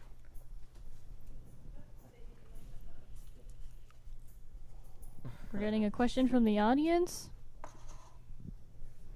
So I guess like now this just popped into my mind because of all this is real. I just like did you already like see like the parallels? How there's that one part in the Goofy movie where it's literally like, you know, him and his son at a waterfall in a very pivotal moment that almost makes it look like Goofy literally like almost like fell down to his death. I'm just like, do you think like Brave Little Toaster was almost like a like influence because it's like a same striking moment where, you know, like there's that pause where it's like, oh, did Goofy really just like fall to his death in a waterfall? And there's that pause of like, is he actually alive? You know, and it very well could be. I mean, there were a lot of moments in Toaster where and remember when I was describing to you about being at Disney and striving for emotional strength in the storytelling, and step by step them saying, no, we don't do that anymore. It was such a revelry in Toaster to get back to it in a strong way and to go, look, we have hardly any money. We can't do beautiful finished animation because we're doing every day what would take 2 weeks at Disney. But as far as the storytelling and the emotion, we'll go right there to the strong point, and we won't shy away from it. And so the moment the waterfall and things like when Lampy is struck by lightning and you're not sure if he made it until the next day when you finally, you know, see him sit up into the scene, and the quicksand, you know, with when they're going down, and there were a lot of moments that had the emotional power that we were starving to do at Disney that we couldn't, but now that we were outside we could do it. And I wouldn't be surprised if with Steve and with Kevin and a bunch of people that worked on the film, and with Joe as he went on to go to Pixar, that they took elements of that experience with them and probably resonated back, you know, to the screen and to the audience in different ways, different shadings. That specific part in the Goofy movie like stayed in my mind, and now like you telling me all this Yeah. is like, it's now like giving further context of like, now that's the reason why the Goofy movie was so impactful. Like, certain moments like that where like, why do I remember the Goofy movie more Yeah. than anything else? It's like, oh, it's because of like that inching of like, oh, we're gonna go there. Yeah. We're just gonna go there and let's see what happens. Yep. I'm a big believer in this, and so is Josh Taylor. Shouts out to Modern Mouse, a YouTube channel that I subscribe to that got me into doing this. Mm-hmm. And he has a video about this, how Brave Little Toaster changed animation story-wise. And I feel like the same way that we notice patterns in a hero's journey, we sort of notice that in a Brave Little Toaster and films, other Disney films that are not, you know, the main ones that are coming out in theaters. I feel like we notice that in a lot of those, because I notice repeats in the Winnie the Pooh Grand Adventure film too, and I feel like I see a lot of those elements repeat, and I think it's because Brave Little Toaster went places that Disney was too afraid to go to. And then when Brave Little Toaster did so well with how little it had money-wise, we saw Disney repeat after that with more confidence. I think there was a real, I think you're right that there was a real fear that, I mean, we encountered it directly where they were timid to do things that were that strong. They were scared of an audience potentially turning on them if they would make the strong emotional commitment. Like if they would remake those classics, it's like, well, Pinocchio would not be drowned in the water. He'd be just like going, hey, help me, and they'd throw him a life preserver, you know. And but you wouldn't remember the film for as long. Right. And Bambi's mom would have like sprained an ankle, you know. And so I think you're right that having us fully just go from an environment that had gotten more and more safe and soft to just fully going there and have it work for an audience helped. And that happened again with Robin Williams in Back to Neverland, where Yes. I brought him in and they had the same thing. They were afraid and said, you can't cast him to be involved with Disney animation because he's their words, crotch-grabbing adult comic with substance abuse problems. And so my argument, as you know, was that Jiminy Cricket was voiced by Cliff Edwards back in the day, and his stage name was Ukulele Ike. And he was an alcoholic, and among other things, and he worked dirty on stage. You could buy records with him singing dirty songs. And Walt saw this magic that he could bring to this character and brushed the other stuff aside and went, I won't show them that, I'll show them this side of him. And so I was able to talk them into letting me use Robin in that film. And then once that happened and the audience didn't freak out, the audience adored him, then he's cast in Aladdin. And then also, and I don't know if I told you this, Alan, but Katzenberg called me and said, I showed Steven Back to Neverland, and he loved it. Stop. So and he cast him in Hook, right? Oh my goodness. So that was just before that. And so he would do these short calls. Wow. And he's like, hey, I showed your film to so-and-so, you know, good job, kid. You know, so that was one of them, was Spielberg had seen it and loved it, and then cast him in Hook shortly thereafter. So now I don't have proof, but I do know that like nobody was going to use him, and then, you know, after Back to Neverland, he's in Aladdin, and then after Steven sees it, he casts him in Hook. So it's fun to see, you know, some of these things where we're able to experiment more and be a little more risk-taking when we're indie and sort of outside the big cocoon and the big rule structure. But it's nice to see when it goes back in and then empowers them to take more risks themselves. They see it wasn't so bad to take the risk. Right. And then it helps them grow too. And it's kind of thankless in a way that I would say, the way I would say it is after Brave Little Toaster was made, Disney grew a spine again. And then right. we're making moves again, is how I feel. Well, it's been nice to be experimenting on the fringes of things and to see it ripple back into the mainstream sometimes. Right. We got a question from the virtual world. Hello, virtual world. We have a question about the Goofy movie. A Goofy movie is a beloved family classic. Did you look into your own relationship with your family for inspiration for the emotional side when you were asked to help push that story? Yes, absolutely. And to me, it was very much a personal thing. And glad you asked that. That, you know, just we all go through different relationships with family members and with friends, and I felt like the only way to make it relatable was to feel it personally as you're doing the work. I know if you're writing about things that you don't feel or care about, it's hard to make them sort of really ring true. So yeah, I was definitely, as I would sit with Jim and with Andy and Kevin and Steve and everybody, and you know, coaxing that side of it to happen, pushing the story there. I would feel like it was, you know, it had accomplished the goal if it moved me emotionally, and usually that meant it tapped into feelings I had about my own, you know, my own connections. Thank you for answering that. There was another question earlier. It feels like it's appropriate now to ask. Somebody had asked, and they've been wanting to ask you for a while, is how old is the toaster?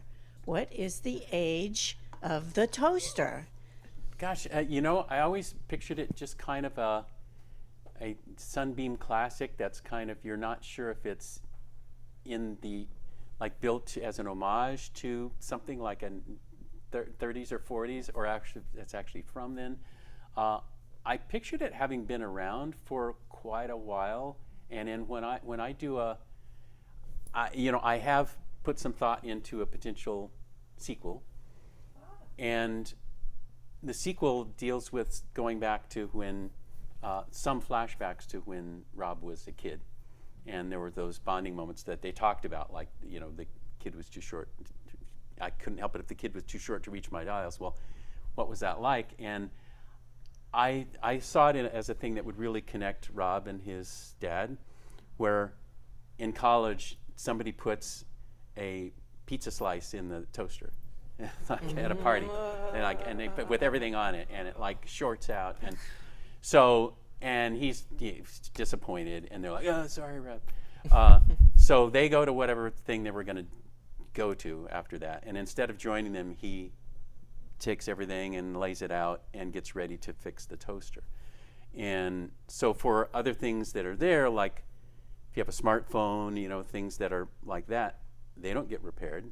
It's like if they get damaged, they get thrown out.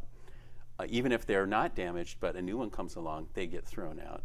So for them to witness this old appliance being tended to and cared for makes them feel like it's immortal, right? So Rob sits down, and it's like this Zen thing where it's like he opens his laptop, and what he puts on is videos that his dad made when he was a kid. And it's like dad doing a YouTube post of like, what do you do when your kid puts Play-Doh in a toaster? So Well, great. it kind of melts, and it's like, here's what you do. So it's its own dad showing like, when your kid puts Play-Doh in a toaster and it melts and it shorts it out, here's what you do. And the inside of a toaster is amazing. Have you ever looked? No, I I looked up the haven't. parts list of the inside of a toaster. There's so many parts, and if you like lay them all out, it's amazing how intricate that thing is. So I pictured him like doing that in this sort of ritualistic thing, following his dad's instructions on the how-to video, and step by step cleaning it and putting it back together. And it's basically like a resurrection of this old thing. And you realize it's probably very old because the father probably had it as a keepsake from ancestors before then, and then learned how to repair it. And now Rob has learned to repair it by watching his dad's instructions. So I wanted it to feel like it carried a significant history with it, and was another way for you to connect with family stories and generations. And at the end of the thing, that scene, which I felt like would have a special feeling for the audience, but also as the other characters are peeking and watching, you know, that Lampy and Kirby and everybody is seeing Toaster get repaired, that then the modern appliances would just see it as like you guys are the immortals. It's like that this never happens for us. Wow. And for them and for their lives are so short, and you know, we use devices for so much really more intimate communication and stuff, but we also see them as much more disposable. And we don't have a nostalgic connection, most people, with their like iPhone 6 as opposed to their 13. Right. They're like, yeah, let's get rid of it. So for them, if you think about them as entities, boy, do they feel disposable. And so what would one of them want to do with their last charge before they're tossed out, Wow. you know? So anyway, a lot of good stuff to explore. There's if there's no other questions, there's something I'd like to bring up. We're talking about these appliances having, you know, awareness and all of this. I'd like to introduce when you were working with artificial intelligence, Mm-hmm. and does Toaster have a hand in that? You know, I think that my whole animation career has a hand in that. I think Toaster was a way to make it feel more literal, but from the earliest time that I was mentored by Eric Larson, he was, and Frank and Ollie and Milt and Mark Davis and different people, they always emphasized the illusion of life being different from the illusion of movement, and that as young animators, we would be mesmerized by having a stack of still drawings seem to move. And they're like, I know that's novel and we enjoy that, but that's not at all getting to the finish line. That's not, the audience doesn't care about the trick you just did to make a still drawing seem to move. Well, the only reason they'll care is if you reach them emotionally, and the way to reach them emotionally is to make them feel like they're not looking at a drawing anymore. They're looking at a living, breathing character who has its own thoughts and feelings, its own individual personality. And if it's going through joy, you feel the joy. If it's going through pain, you feel the pain. Like, that only happens if you do this extra thing, which is not the illusion of movement, it's the illusion of life. And so that applies to, as I was then experimenting with my own track then, I'm like, well, that applies to the drawings I'm working on. It applies to the pixels I'm moving around as I get into computers. It applies to robotics and audio animatronics as you move them, and it applies to artificial intelligence as you build those systems. You can either just do the novelty, or you can reach past the novelty to the meaningful, deeper thing that will make people swear that they're in the presence of a living, breathing, aware entity that has value and it gives you a reason to care. So I think just jumping way ahead of, so before Toaster I was feeling that. I did use it as a method to help Toaster and the other characters feel alive. But it was in a rushed way, but it was still the same principles. But then you go into the future where at that time, past now, 2015 to 2020, I was an executive R&D Imagineer given creative leadership of free walking autonomous robots. Could you and explain artificial R&D?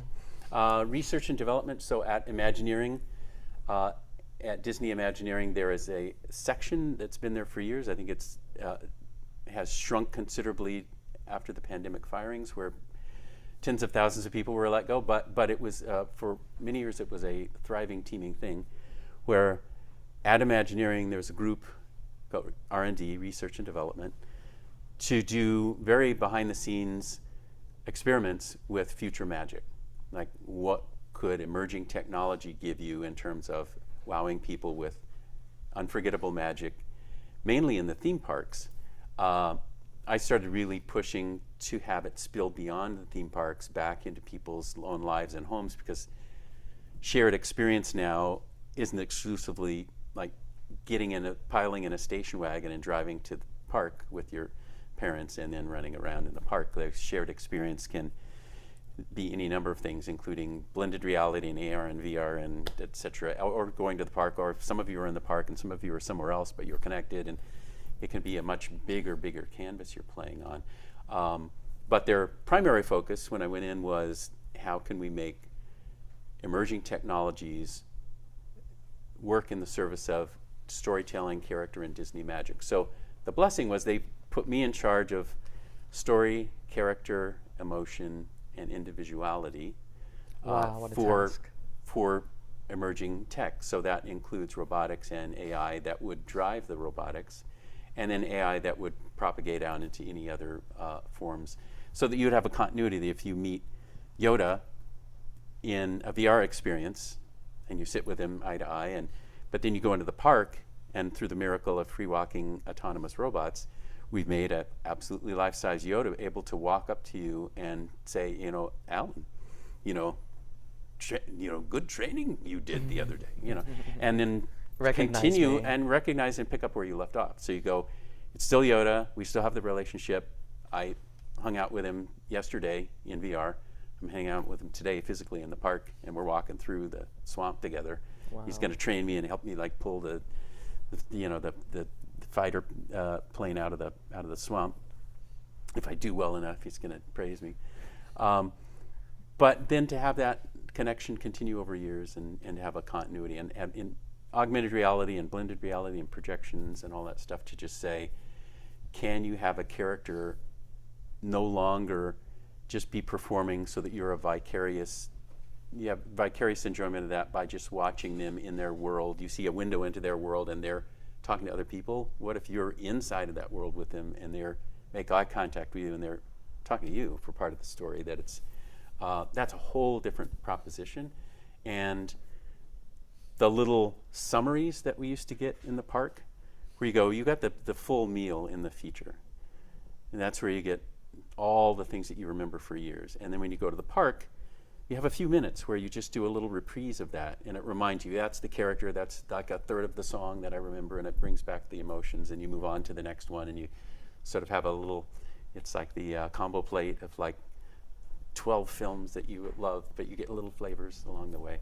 But once you're in the world with them, you're like, it doesn't suffice anymore to do the little taste of it.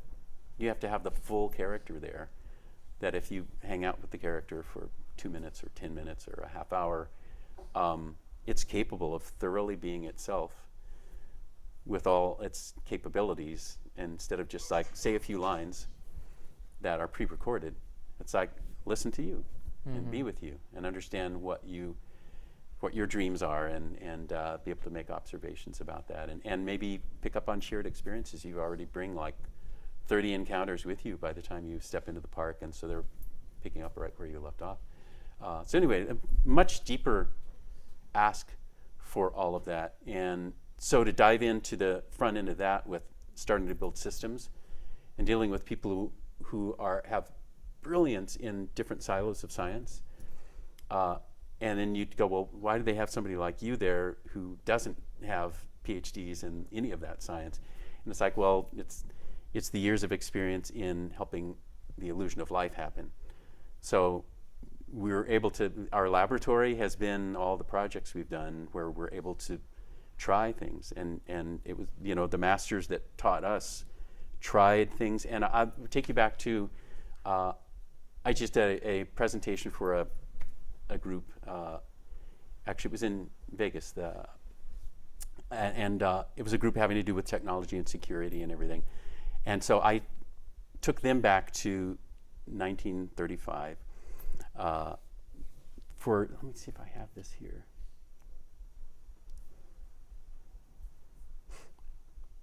Ah, 1937. So this was my premise. I'll just give you a couple of pages. But I did this presentation to them, the autonomous illusion of life. And then I said, now we take a look into the future, starting in 1937. December 21, 1937, Carthay Circle Theater. An audience watched the first animated feature, a cartoon. This was it, Snow White and the Seven Dwarfs. They cried, which disrupted history and gave many of us careers and ongoing indelible experiences. And my point was that if they hadn't cried, if they had yawned or laughed or snickered or whatever, it's arguable that I would not have been mentored by Eric Larson, because there wouldn't have been Bambi and Dumbo and all those films. And my career, which I have like 22 shows in the theme parks, none of that would have happened because there probably wouldn't have been a Disney theme park in the world. And so that night was hugely important. And you go, well, why did that happen? Why did they cry? Well, it was because the illusion of life. It was because Walt and the team bothered to go the extra mile because everybody else was competing with them with the same tech. So like downshooter cameras, stacks of drawings, show it in rapid sequence, it seems to move. All his competitors had the same stuff. What he did was not a tech thing, it was a philosophy thing. Like use the same tech to do a different thing to the audience, which is draw them into that experience, have them swear each character is alive, is thinking and feeling, and has its own individual personality, is beyond archetype to individuality. And once you do that, people forget it's a drawing. And I remember I've seen videos of like Ward Kimball and Frank Thomas and Ollie Johnson talking about that night. And they were struck by sitting in an audience full of adults, and they used the term weeping, that they were weeping at the end of the film. And they said, it was our drawings. We made a cartoon, and they were weeping around us, these adults in the theater. And, it was, the effect of that was giant. And so the lesson has been, over the years with all the tech, like every time you introduce that to a new technology, it blooms and it becomes evergreen. And in the parks, you have to be careful because more and more nowadays, when you introduce a new technology into a space and you go, well, I'm going to use this technique in this theater, I'm going to build it in the park, and it's going to open 3 years from now, 4 years from now. Guess what? It's like the consumers already have that trick by the time you open your show, because it's like technology is on such a rapid ramp these days. So you can still use the novelty and the trick and the illusions that come from the technology, but it can't just be that. It has to be framing something that is the illusion of life and storytelling and character and emotion, a reason to care. And then people forgive when the tech is 10 years old and 20 years old. They still forgive it, and it has a nostalgic place for them because it was wrapped around the character and the story and the emotion, the reason to care. So, so anyway, I've had a terrific time. I love that you dealing with all of use, that. for new technology that's still developing, you're still using principles from so long ago Yep, for this during your journey. absolutely. And I was wondering. Everything you've done at the theme parks is just so much I'm from Florida, and so I don't think people realize how big of a deal you are, especially to my Florida friends that grew up at the Disney parks. You are Florida history. I don't think my friends realize that, like, they've all seen your work. If it's not Toaster, they've still experienced your work in person over and over and know the words to it too. Right, They right. don't know that. They really don't. Well, it's funny. A guy I know, Richard Atkinson, who's been involved with lots of Disney and Adobe and Northrop and a bunch of companies. He told me that once. He said I wanted to do a walk around tour thing that people could put their earbuds in and listen to. Have the Jerry tour of Disney World. Because he said there's so many things there, and it's just been a joy to do that. I'm glad I'm in all the parks except Shanghai now. That's the last one that I haven't gotten into yet. We'll get there. There's a question. Question from the audience. We have a question from the audience. And I Mic is didn't know if turning you wanted on. to get into any of the. Actually, this is robots not that you really a haven't got. question. This is not really a question. I just want to comment saying that extraterrestrial alien Yes. stuck with me till this day. I remember first time I went to Universal. I mean, not Universal. I'm so Still sorry. getting bug bits out of your hair? Yeah. I think I remember I went to Walt Disney World, and I think I was like 9 or something. Yep. Or I don't know, I forgot the age, but Yep. me and my family, we were like, oh, let's check this out. We went inside, I was like, holy cow, Yes. this is an experience. And Yes. yeah, I just loved it. Yes, the extraterrestrial alien encounter. We had a age warning out front, and My parents didn't see the age warning, by the way. yeah, I've talked to so many people who said that they would go like. By the way, you said nobody under 8, and by the way, I was the 5-year-old that my parents did. So. My brother was, I think my brother was like 7 or something. And Tyra Banks was our alien Amazing. back just before she was supermodel, and Tim Curry doing the bot, and yes, it's me with Jeffrey Jones, and on our set, and it was the same set where I shot Disneyland. The first 50 magical years with Steve Martin was on the same set, Oh wow. and the same set where I shot the Back to Neverland footage too. It was stage 5 at Raleigh. Oh wow. But yeah, we just had a reunion with Alien Encounter people. So Kathy Najimy and Kevin Pollak came on and did a podcast with me, and so we had a ton of fun. And I didn't realize it, but I once I was reminded, it came back to me.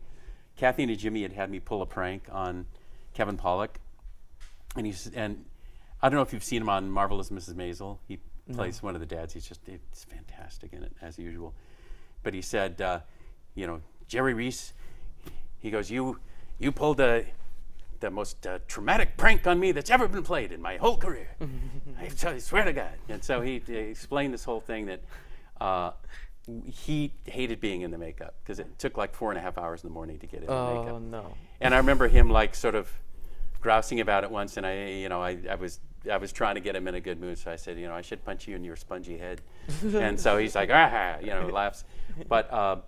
But they put up with a lot because it's hard. You get your ears covered by something. It's so hard to hear.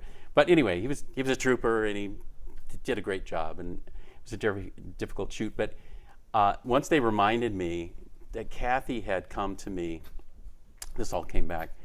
But he explained step by step. He goes, first of all, I trusted you. And I don't think I've ever met a person that I would trust more than Jerry Reese on the set. Such a nice guy. Would never tell me anything false. And then he goes, so you come up to me and you explain to me, oh, I'm sorry, Kevin. It appears that there was a problem with the camera and everything we shot today is unusable. So we have to come back and do the whole thing again tomorrow.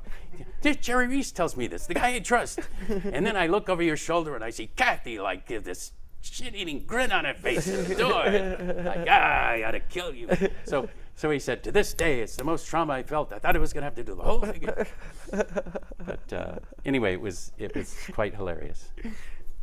But had a good time with the whole cast and crew. And Tyra was just amazing. But she was like so physically was exactly the spokesperson for this alien planet. But her voice at the time sounded like a 14-year-old. So I had a woman in her 30s do the voice for everything that she would say. So, but the two together, it's like the mature voice and then her just amazing way to present. It's funny, we had a still photographer there, and during one of the breaks we were setting up for another shot, and they said, can we get some stills now? And so, yes. So they start clicking away, and she's in all this crazy alien makeup. And our cinematographer, he like got our attention. He goes, hey, look at this. Not one bad pose, not one. It's like, she's amazing. And it's like soon after that, she became the supermodel. And Wow. we were seeing it with under all that makeup and the layers and everything. Wow. She just had this ability to just control the space. That's And, great. so yeah, she was perfectly cast. Unfortunately, whether it's my age or whatever, I didn't get to experience this ride. The rides of yours that I got to experience was Dinosaur. Right? Dinosaur, fantastic. And then Rock and Roller Coaster Right. is a really big deal to me. Yeah. And you have a picture that I really hope you can pull up that I think is, I don't know what type of street cred that is, but it's some sort of street cred, because I don't think it's this picture is incredible. I think I can bring up, it's the next one, I think. Yeah. And it's you with the whole band, and not only the whole band, but also the two actors in that bit before the ride starts. I don't know when you would ever get all these people together in the same outfit looking like this. This is so historic. Like, this is such a big deal to, I guess, Disney park enthusiasts and people that enjoy the history behind it. It was a remarkable time. And it's crazier than it looked. There was a lot on the line with that. We were shooting with IMAX size negative at 60 frames a second, so there was a lot of film churning through that camera.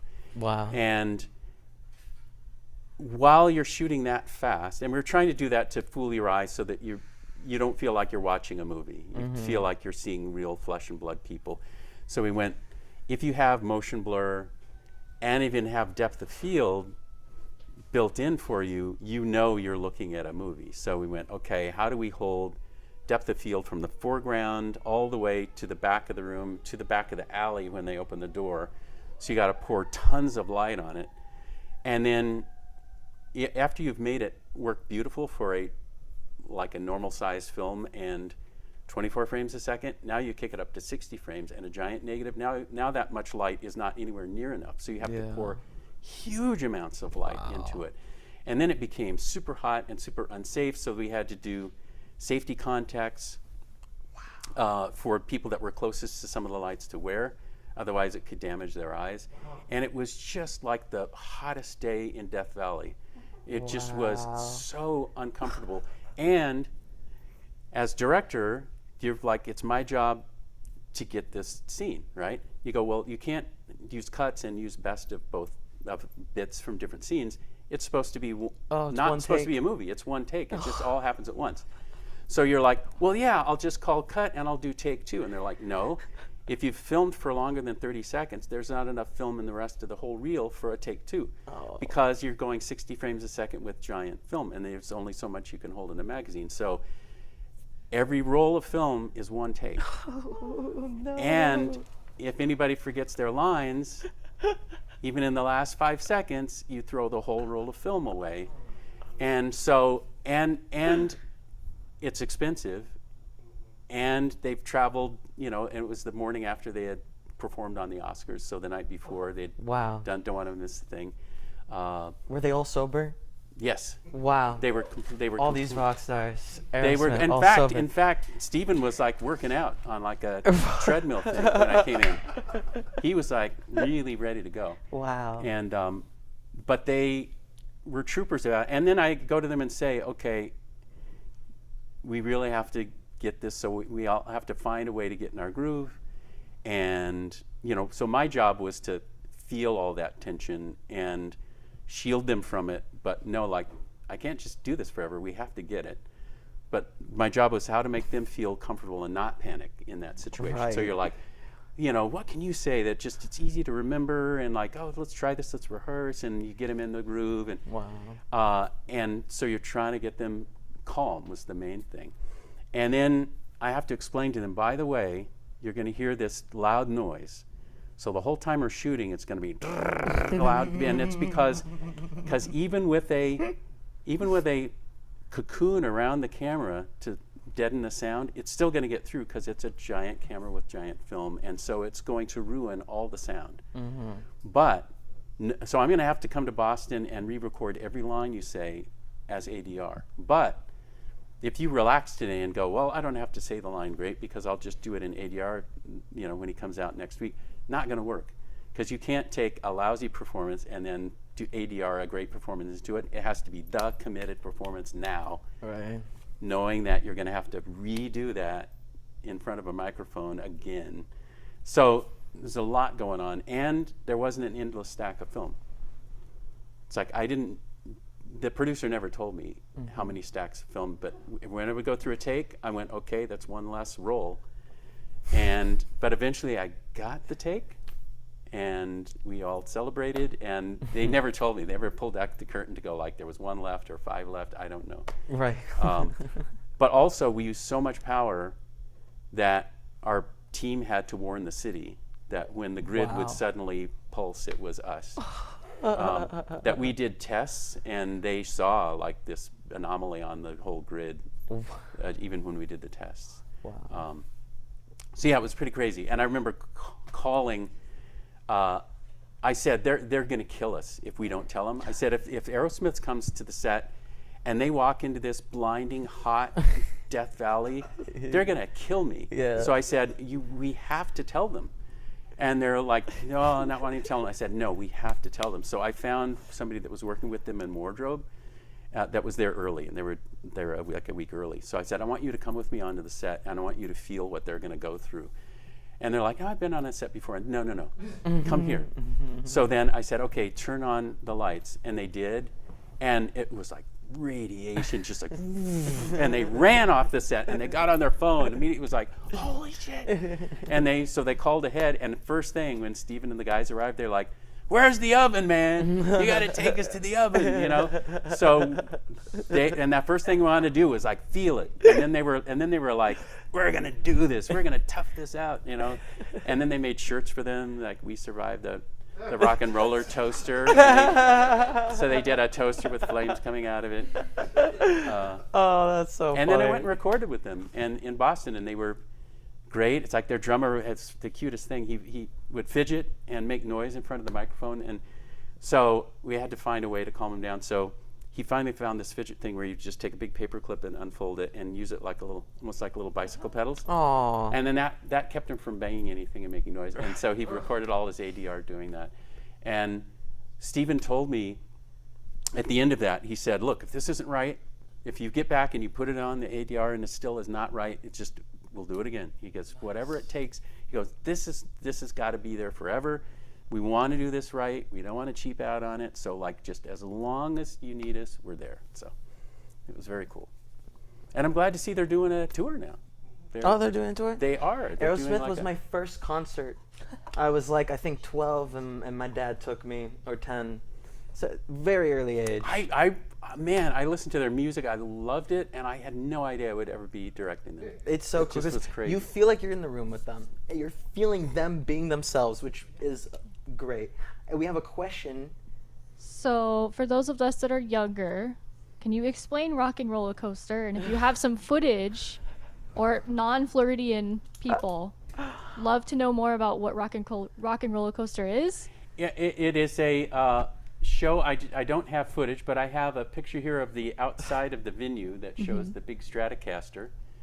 And it is a roller coaster, and the conceit is you're going into a sound studio where Aerosmith, the band, has been recording.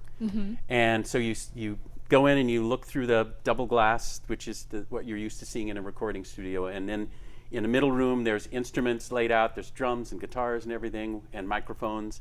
And then you see on the other side of the space is the engineer's booth. So you see his double glass, and you see him sitting at the mixing board. And it just so happens that and so the person taking you through is like, yeah, they were just here recording. We just missed their set. So you think you're not going to see them. But instead, like, oh, look, they're still like listening back to tracks with the audio engineer. So they're leaning over his shoulder, playing stuff back and listening, so that you just sort of catch them doing their business there with him. And then they notice you. It's like, oh, hey, look, you know, people are here. So then they say hi to you, and then their limousine comes to pick them up to take them to their concert. And they're like, hey, we got this concert coming up. Maybe we can take some of you people with us. So we're going to have a limo waiting outside. So they have their agent call the limo to say, okay, pick the people up. She's trying to deal with that, and on top of just getting them to the concert.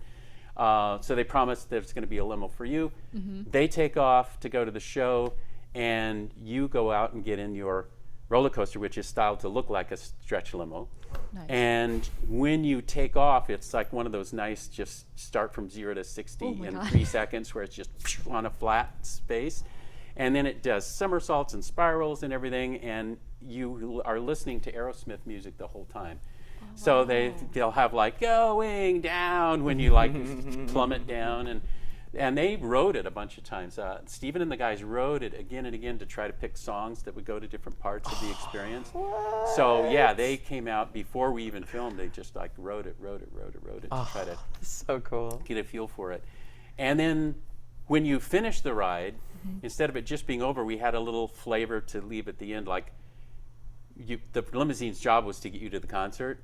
So then I have footage that I shot separately, not in the Death Valley set. I filmed it the next day with them on a normal stage, where it's standard coverage you would expect to see from a rock concert, with like a big crane moving up to them on the stage and stuff, and they're finishing a song, and the audience cheers and they're waving to you and stuff. So it's as if you have arrived at the arena and you're now seeing them perform. So it's like that.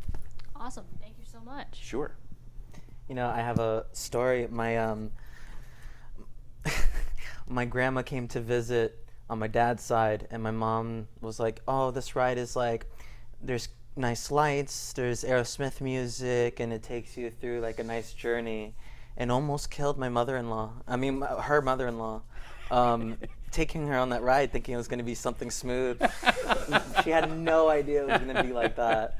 So, oh my and God. I remember that day. Like, I remember What a trick. Yeah, and it was like, she didn't tell like her like kids anything. Like we had other family that were there too, and they didn't know about the joke. It was funny. Yeah, it was really something. It is Florida history. It's so great that people can hear about this now. And you know, I'm glad it was built in a spot that can still be its home. The Alien Encounter, you were talking about that. It's that we installed in the Magic Kingdom, where I think it couldn't stay. Sadly, I mean, it was a makeover of a space that pre-existed, so like it was a wonderful thing to do, to change it into that. But I think they found people's expectation in the park was they could let kids especially run free, thinking any attraction they got on would be G-rated.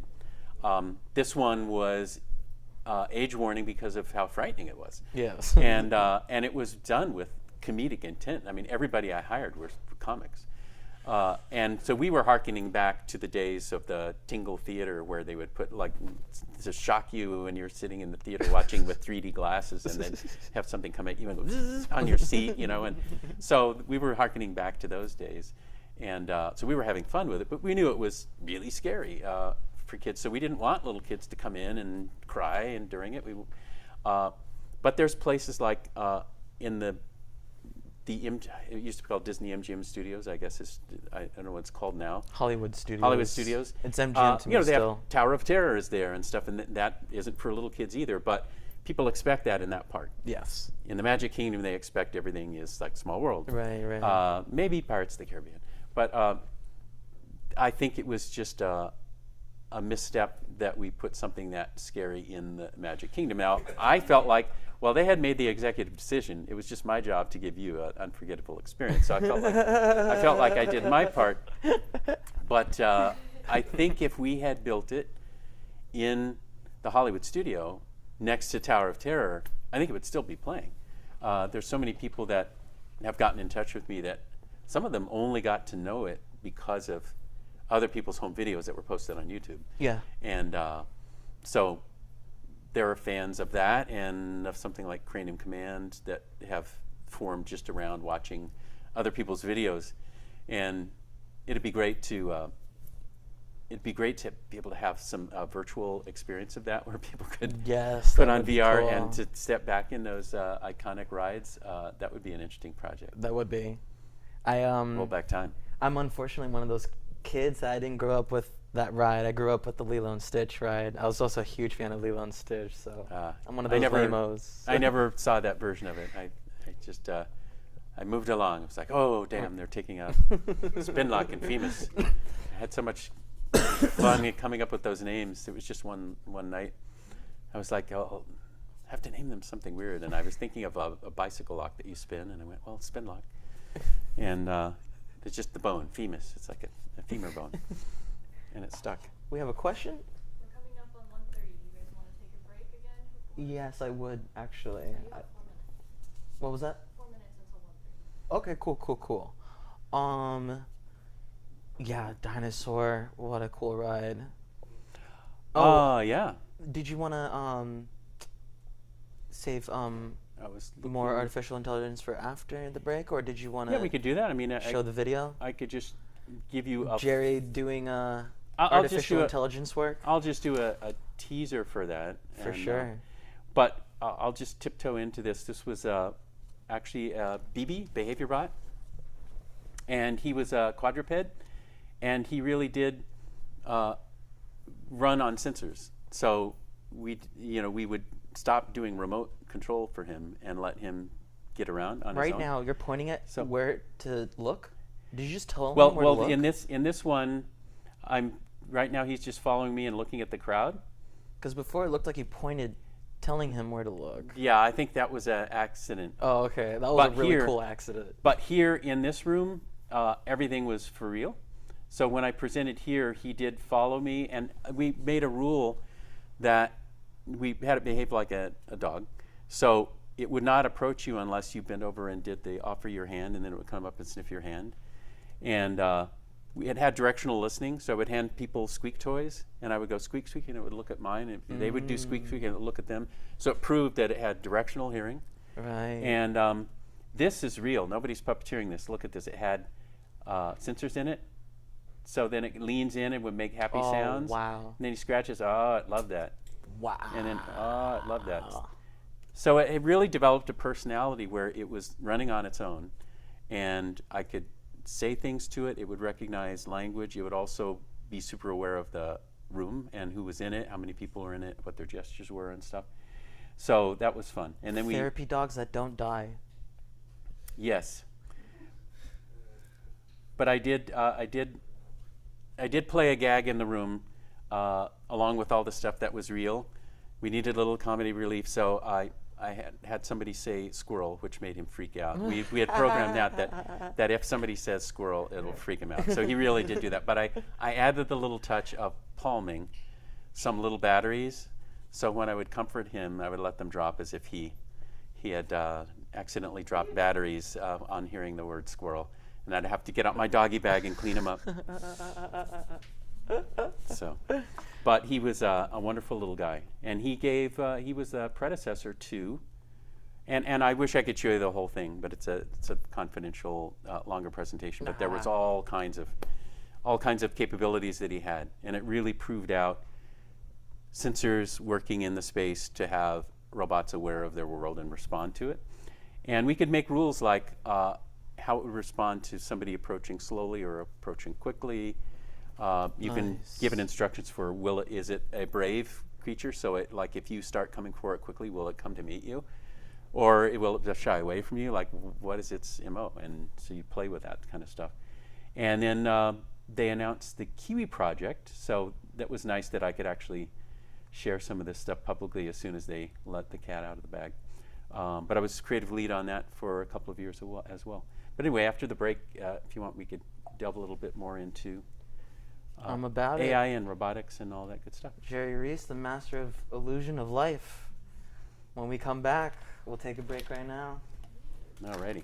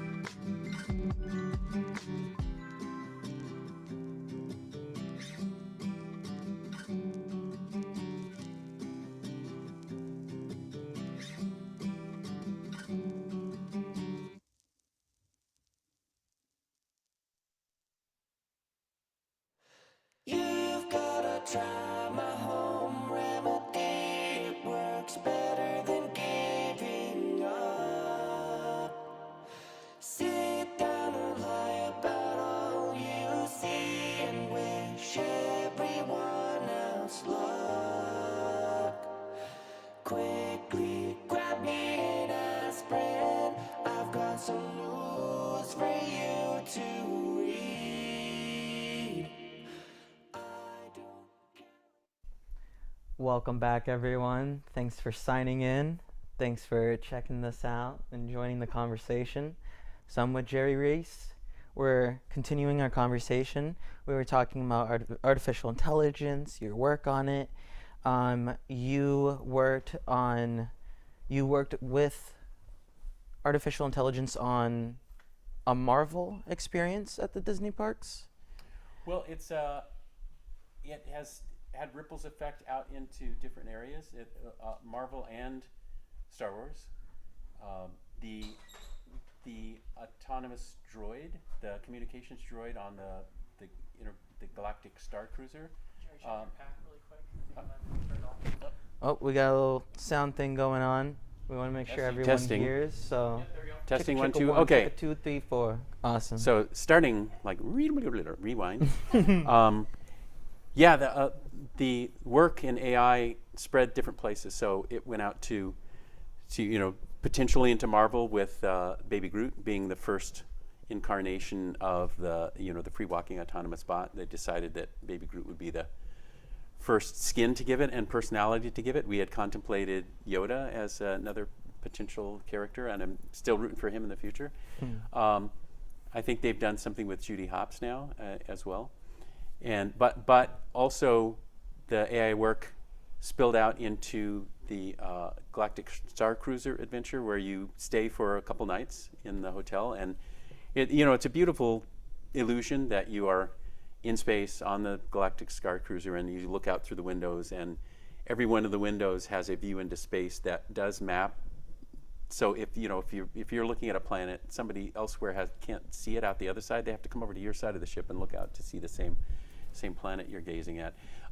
In the staterooms, everyone has a screen to deal with a communications droid, D309, and so I spent a year as creative lead on that, and we originally were going to unveil an even more capable version of the droid than we were able to finish, because COVID hit and really disrupted the push toward the bigger capabilities. But it still has been captivating people, and I think some people have talked about it.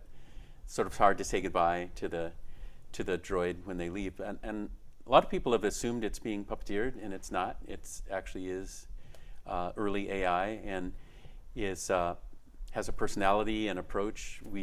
Sarah Wolfick, who's the key writer, just really, she found in early testing that people responded well to when we would give the character opinions. And there's a lot of things like with Siri and Alexa, it's just very neutral. It's just, I'm here to serve you. But if you have a character that has opinions and like, oh, you're going to make that choice, are you? I'm not sure, Alan. People found they were much more engaged with a character that has its own life, its own motives, and is sort of assessing you and either becoming your friend or not so quickly becoming your friend, depending on the choices you're making. So some of that still did come through, but we were envisioning even more capabilities. Some of them of the capabilities weren't realized because of the time constraint of just having to open before we had further development done.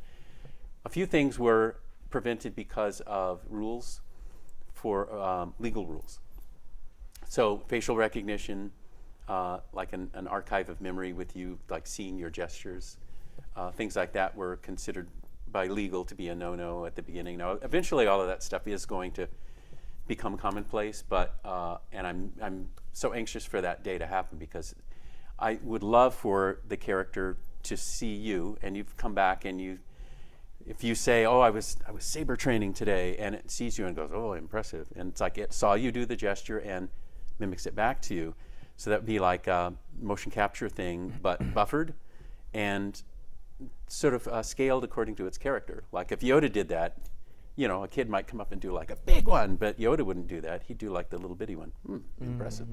So you'd like same gesture scaled down. Right. Another character might be exuberant, so that you would do like a little gesture and they do a big one. But like seeing you, remembering your gesture, buffering it, pushing it out through their own personality, proving that they see you and hear you and know what you're talking about, just to me would be huge. And we weren't able to do that because of the legal rules. Another one that we just had, all of us had so much fun on the Disney side, on the Star Wars side, like everybody who was crafting this experience together had so much fun with this idea, but it was another one that encountered a roadblock. And that was to have her have a relationship with a crew member on board, so it's sort of a romance. And you become aware of it. So she's like, you know, she's a droid, but she has a thing for this, you know, repair guy that works in another bay. So it's like he's a human, but she likes him. So could you give him a message? You know, and then you would give him the message, and then you're supposed to bring back whatever he says. So, you know, what our dream was is that when you would log on, that she would see that it's you, that it's Alan. And her first question when you turn it on is like, what did he say? Like, that's her opening line. Yeah. If you're in the room, but there's somebody else turns it on, she's like, how can I help you? You know, and then when they're gone, it's like, what did he say? You know, so it's like, they're out of the way now, I get to business with you. So that kind of stuff would just be amazing. And that, you know, so with a combination of that being a legal no-no, and then schedule with the pandemic colliding with all of us, you know, made it more of a beginner's tool set that went out there. But it's still, as I mean, in the world of AI that's out there coexisting with people, it's quite good. So that was, you know, that was another example of how it spilled out. But we were doing working on systems for autonomous roll-around bots and autonomous free-walking bots and all kinds of things. Nice. Sorry, I can't see the time. I just want to make sure. How are we doing on time? 1:47. 47. Okay, perfect. Just want to keep. Yes. Can't see the time. Okay, there we go. So with the artificial intelligence, I guess since you've been, you know, working with it so much, a question that comes into my mind is, what about like Hasbro or Mattel, and they have Barbie, artificial intelligence Barbie. Mm-hmm. How would that be handled when it comes to children? I was talking about how that dog is a therapy dog that never dies, right? Mm-hmm. There's that element of therapy that artificial intelligence come with. Right. How would that be handled with? Well, you know, there's at home in the kid's bedroom all the time. Yep.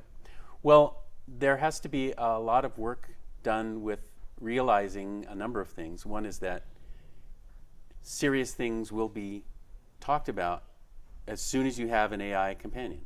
It just will. And provocative things and all kinds of subject matter will happen. And you know, I'll give you an example. In fact, I might have a graphic for it, but I'll just tell you first. My wife Rebecca had done a fictitious character called Madame Mediocre for parties, where she'd do like to be a bad fortune teller. So she'd take the crystal ball and a little sign, and it said Madame Mediocre, and she did like Renaissance fair stuff and looked great. She had lace gloves and everything. So she's like, oh, this will be fun. So she goes to a party, and she comes back and says, well, it was interesting. Like halfway through the evening, people started sitting down and quietly asking me serious things about their future. Like this was, and she goes, I'm there, and there was a total goof. I mean, it's obvious, my sign.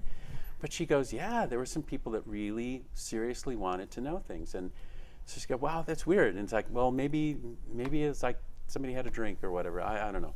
So then, same character, but at the school when our kids were little, they said, okay, Halloween fun party. Who wants to join in? Parents want to help out. And she goes, oh, I'll be Madame Mediocre again. I'll just entertain the kids. And she had a tarantula named Fernando. That was it was a rubber one, and she had the little air bladder she could squeeze and make him jump. So she'd like, what do you think, Fernando? And he would jump. So she's like, okay, this is a total goof. Kids are going to have fun. And you know, I'm playing with the kids and stuff, and she's in her sort of glowing gypsy tent. And at the end of the night, she goes, "Oh my God, it was so difficult. At least half the kids asked me serious things." Wow. It was like I don't know, my parents don't love me anymore. My grandma's sick. My dog just got hit by a car. But it's, you know, all this stuff. And you can't not hear it, but you feel like you can't intrude and say too many things. So it's like, how do you deal with that? It's like, so she goes, frankly, I'm exhausted. Instead of like, oh, I had fun with the kids, it's like I really have been put to a test. Yeah. So then the next year, same thing. They go, "Oh, we loved your Mad Mediocre character. Would you do it again?" And of course, the teachers didn't know what she'd been through. So she did it a second year, and she said the same thing happened. Like over half were asking serious things. So I took that to the head of R&D, and I said, as we start to deal with AI companion characters, I think Mad Mediocre's experience proves to us that the moment people are alone with a fictitious character, they're going to get into serious subjects. Yeah. It's just going to happen. And Sarah, who I was talking about, went through that with Barbie, where she had worked on the Barbie that was a talking Barbie, and she had a test child that said something serious about a sick grandmother or whatever, and her thing was to write something appropriate for Barbie to have heard. And the company was scared to death of that. No, like she has to like not hear or change the subject or whatever. It's like, well, that's terrible. Yeah, So that's horrible. that's harsh. So anyway, so I was able to do a test where everybody in the whole team, with language and AI systems and everybody that was participating, knew we were stepping into tricky territory. And I used as the subject family, because I knew it would be joyous for some people and really troublesome for other people. And that year I wrote everything for our character to say. It was Dory, and the Pixar people were very helpful. They got involved with us, but we had a conversational character that was not puppeteered. It could work on its own. And I wrote hundreds and hundreds of lines, like guessing where the conversation might go, and invited all different kinds of things to happen. And when it got into the trickier things, I had empathy. And then I had an out, so we wouldn't stay there, but it also was not trivial. She had, after you'd been there for a couple cycles of her hearing and understanding what you're going through, and she could do like by the way, the setting was, you were in a submarine, you were looking out through the portal, and on the other side of the glass is Dory swimming. Is this like Disney cruise ship? We made our own set. Wow. So we actually built the inside of a sub and the portal, and the computer screen was hidden in behind the glass. So when you'd step into it, you'd feel like, yeah, I'm in a sub, and oh, there she is swimming outside in the water. So Wow. It really gave story context to the whole thing and made it as plausible as possible. So in that setting, and then you had a curtain to pull that, you know, when you had your time with Dory, you could pull the curtain and just be alone under sea, and it was dark, and you had the glow of the ocean water, and she'd swim up and see you at the portal.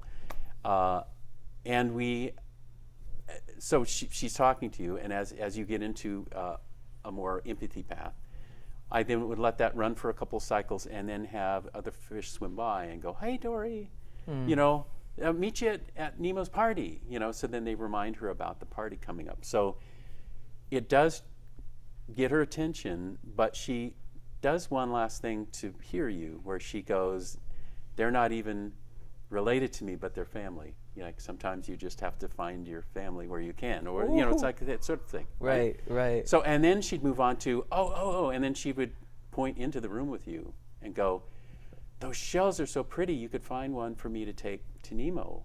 And then you, in the side that space, would pick up real physical shells, and she could see the color. And so we would not puppeteer it. Like she could know you held up the lavender one, and she would say something about lavender. She would know the pink one and say it. So you together choose which one is the favorite, and then she goes, "Drop it through the tube." So we made a physical tube funnel, and you would drop it in, and it would go clunkety clunk, and then it would go splash, and she would catch it in the water on her fin. So it had changed from physical to media halfway through. And so she wound up holding it on her fin and said, thanks, Nemo's going to love this. And then she says, you'll always be family to me. That's so beautiful. I feel like And we had several people say that they shed a tear with Dory when they went through I that. bet. And we had some people that just took happy routes, but for a few people that took the route that needed empathy, and we didn't spy on them, but we let them have their time, but we had several people say that they shed a healthy tear when they were alone with Dory. So I can't help but think about how this would obviously have a big impact on child development. Right. The same way that social media and having internet in your bedroom without any guidance did. But this feels way more positive. This feels like if the there's makers morals. of it, well, see, the fact that that team heard my reasoning for why it was important to study this and to acknowledge that important discussion is going to happen, and you can and it will happen. So you can either just have a train wreck, and it'll be mayhem, Right. or you can think ahead of time and try to curate how subjects are dealt with, and also to realize that Disney and Mattel and different companies shouldn't be making the rules of how to do therapy and bigotry and empathy, like those subjects. You should bring in people that study that as a career and that have institutions of learning and partner with them, so that the entertainment company is where the character is born, but the sort of the rules of the road for how you deal with conversation that can go anywhere comes from deep learning institutions that specialize in that. And when I hear people talk about regulation is needed and stuff, I from the beginning have felt like the most important regulation was around that, and it's just being responsible to know important things will be talked about. How do you deal with it? And if somebody needs empathy, how do you do that well? If somebody needs therapy, how do you do that responsibly and know how to draw in other appropriate help to assist with that, and not assume you can take on the full weight of what that means. You can only take on a little bit, and you need other help. And then with bigotry, with hate speech, with a character being, them inviting a character to hate along with them, I think it would be an admirable thing if a group would just make it a point that their characters would become aware of that. And if I've got Rey or Luke from Star Wars and they're my companion, and I'm reminded of one of the films that came out, and there was an Asian actress that got so much hate mail that she went off social media for a while. And so what if you had a companion character and they're trying to get Rey to join them on hating on her? You have to figure out how to deal with that. And so to me, if you had the character say, I don't condone that, and I don't feel that way, and I wish you'd stop. And if they don't, to say, I don't associate with that kind of hate, and will no longer be your companion until you've changed your ways, and you can get your money back from the company, signing up, and it becomes a dead thing. Wow.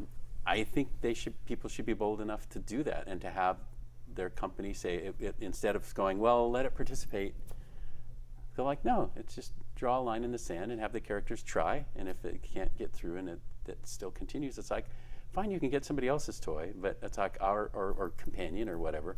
But if you're going to hang with ours, you're going to stay in you're not going to draw it into hate. It's just not going to go there with you. That is amazing. So great having storytelling, illusion of life, studying life, and applying it to new technology and things from the past, coming into the things to the future.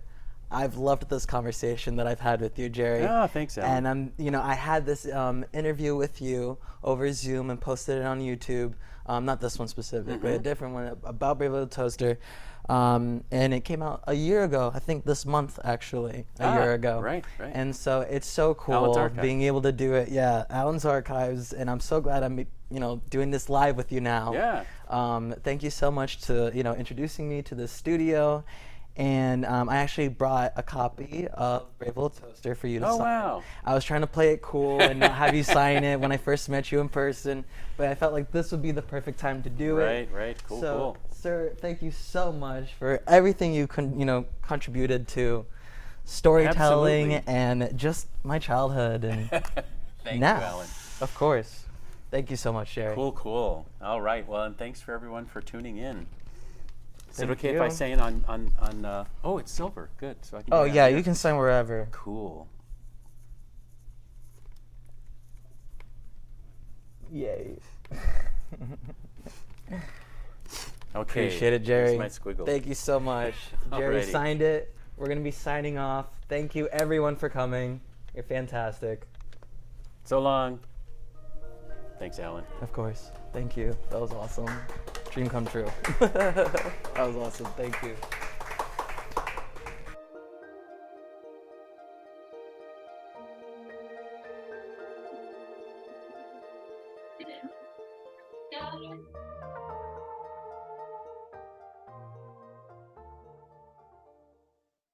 I got booted out.